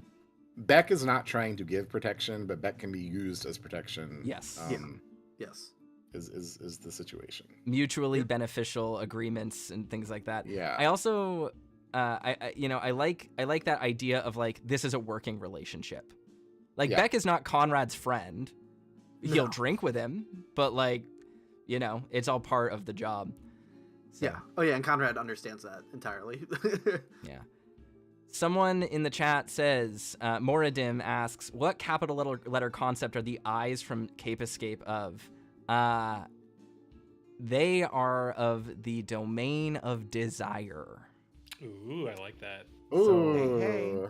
Yeah. So the villains Give us from Cape Escape load-bearing are from that domain. Give us fan art. There is, give us fan art. There's a little bit about them in the Beck backstory. So you'll be able to read a little bit about that. But Kai and I have mapped out some domains. Actually, I sent him a big list of them just this past week, just in case they needed to come up and be relevant. So maybe we'll visit some of the paths in the different areas through the Dream Sea as we try to navigate our way to decay. Could be interesting. I'm sad I missed out on the domain of desire. That sounds fun. We might head that way. Who knows? We might head that way. Who knows? Swing by for a side quest. Oh yeah, so of course I didn't come up with nearly as much backstory as Toaster, but going into this, I knew, without saying too much, because but I just sort of, I knew going into this that Cape Karma, for some reason, somehow, someone there knew something was going down here, and that Ooh, my I whole love that communication addition you system. The warning that Conrad got came from Cape Karma. I loved that. That was great. Poor Buckshot. His Chance tried so hard to save his life with taking the badge, but he was determined Thought about to stealing his gun. He might have thought twice about going into a gunfight without a gun. That's a good point. I mean, you all were in the station. You could have locked him up. That's I mean, That man That's had he looked Interesting. itchy. an interesting way to break bad. Right. I know that everyone's hitching themselves to the Beck wagon, but damn, that'd be a bit of a leap to take. Let's just go Hey. after the deputy. That would be fun. I would love to see a split party of the deputy and his goons, and then me and the people I've coerced, and then we get to have a turf war. This town ain't big enough for the two of us, deputy. I'd like to see like some doubt and regret, given that they're like, okay, this is our plan. We're all going to be the chosen ones and go on a quest together and save the world. And oh, he just shot the deputy dead. Yeah. Hey, maybe we'll visit the domain of doubt and the domain of regret. That could very much like happen. Normal people thoughts, I know. not however Beck works. I'm just saying we could go there. Manifest it. It might happen. Because I don't think Nicodemus would pick a side if that were Yeah. a thing that happened, right? Because his goals are not lofty. His goals are sustainability and humility, right? Yeah. Being humble. So Gives us Something to lots think of stuff about. to work with, that's for sure. This is good. I'm in a good place right now. I've got so many ideas. Another I'm week. excited to see where we go next week. All right. Another week to panic and plan. I need to get so much area art before next week. All right, folks. Well, I think this is gonna call it tonight for our session, and for I guess the people on YouTube will be listening to idle banter when they hear this. So, as always, thank you so much for watching. You can follow us at Knoll Playing Games here on YouTube, Patreon. Find all of us on our associated social networks. Does anyone have anything they want to plug for the next week? I don't got nothing. Watch my stream. I stream almost every day at Toasted Ringtail on Twitch. Yeah, do that. You should do there that. will be a smoke room update soon. This one's very scary. Ooh, looking forward to that. We're dealing with a hurricane though, so sorry for delays. In real life. Yes, in So- real life. There is a hurricane life outside. scary. Unless you Alan Yeah. waked the hurricane into. Oh no. Illusory, you got anything in the works? Nope, not really. Just starting work on my next video, so that won't be done for like weeks probably. You just put out a video though, didn't you? Yeah. It was a deep dive into weird stuff in Dark Souls 1, how to retrieve lost items. There's like a chest in Firelink Shrine that people don't really know how it works. So, yeah. If you play Dark Souls, I guess check that out. Great video. I loved it. Oh, thank you. Alrighty. Well, it has been a Nom-noms? pleasure. Oh yeah, Keith. Oh yeah, that's a reason to check out my most recent video. Keith did voice acting in it. Yeah. Oh. Yeah. That was Yeah. good. And it was my favorite part of the So video. stupid. So It's so it was incredibly absurd. stupid. Yeah, That's by far great. the best part of the video. Did a Framped impression. Keith voice Normal. acts Framp in the video, so go check that out. Hell yeah. All right, well, I think that's it for the night. Good night, everybody. It has been a pleasure. Take Good bets night, on which character everyone. dies next week. Maybe Hint, it'll it's be the a one you love player. most. Actually, Bye, what happens when players die? We haven't run into that yet, so that's gonna be an event. Ooh, Yeah, we'll figure it okay. out. There might be a lore-based follow-up for that Hmm. character, or they might be replaced depending on vibes and Yeah. DM plus player interactions and so on. There was like a corruption element we dealt with in Cape Escape, so one of the assumptions was that if somebody did go out, they might just kind of become one of the villains Ooh, in that okay. one. But I don't know about See. this one. Yeah, We'll see. Yeah, we've got options. That quickly becomes a 1 week panic planning session when it happens to someone. Yup. okay. What's happening next week? What does this mean? All right, goodbye, everybody. Good night. Thanks, Have a good everyone. Bye. Goodbye. Had a great time. It's time to take muscle relaxers. Oh yeah. That was good. That was a good session. I'm glad we got through everything we got through, because there was a lot to get through and a lot to set up, and I feel like we got through all of it. Yeah. I feel like I definitely didn't try hard enough to jump in on some of the conversations, but also the thing that I want to do with Chance doesn't happen yet. So I'm also happy to just sort of. Can we know, or is it secret?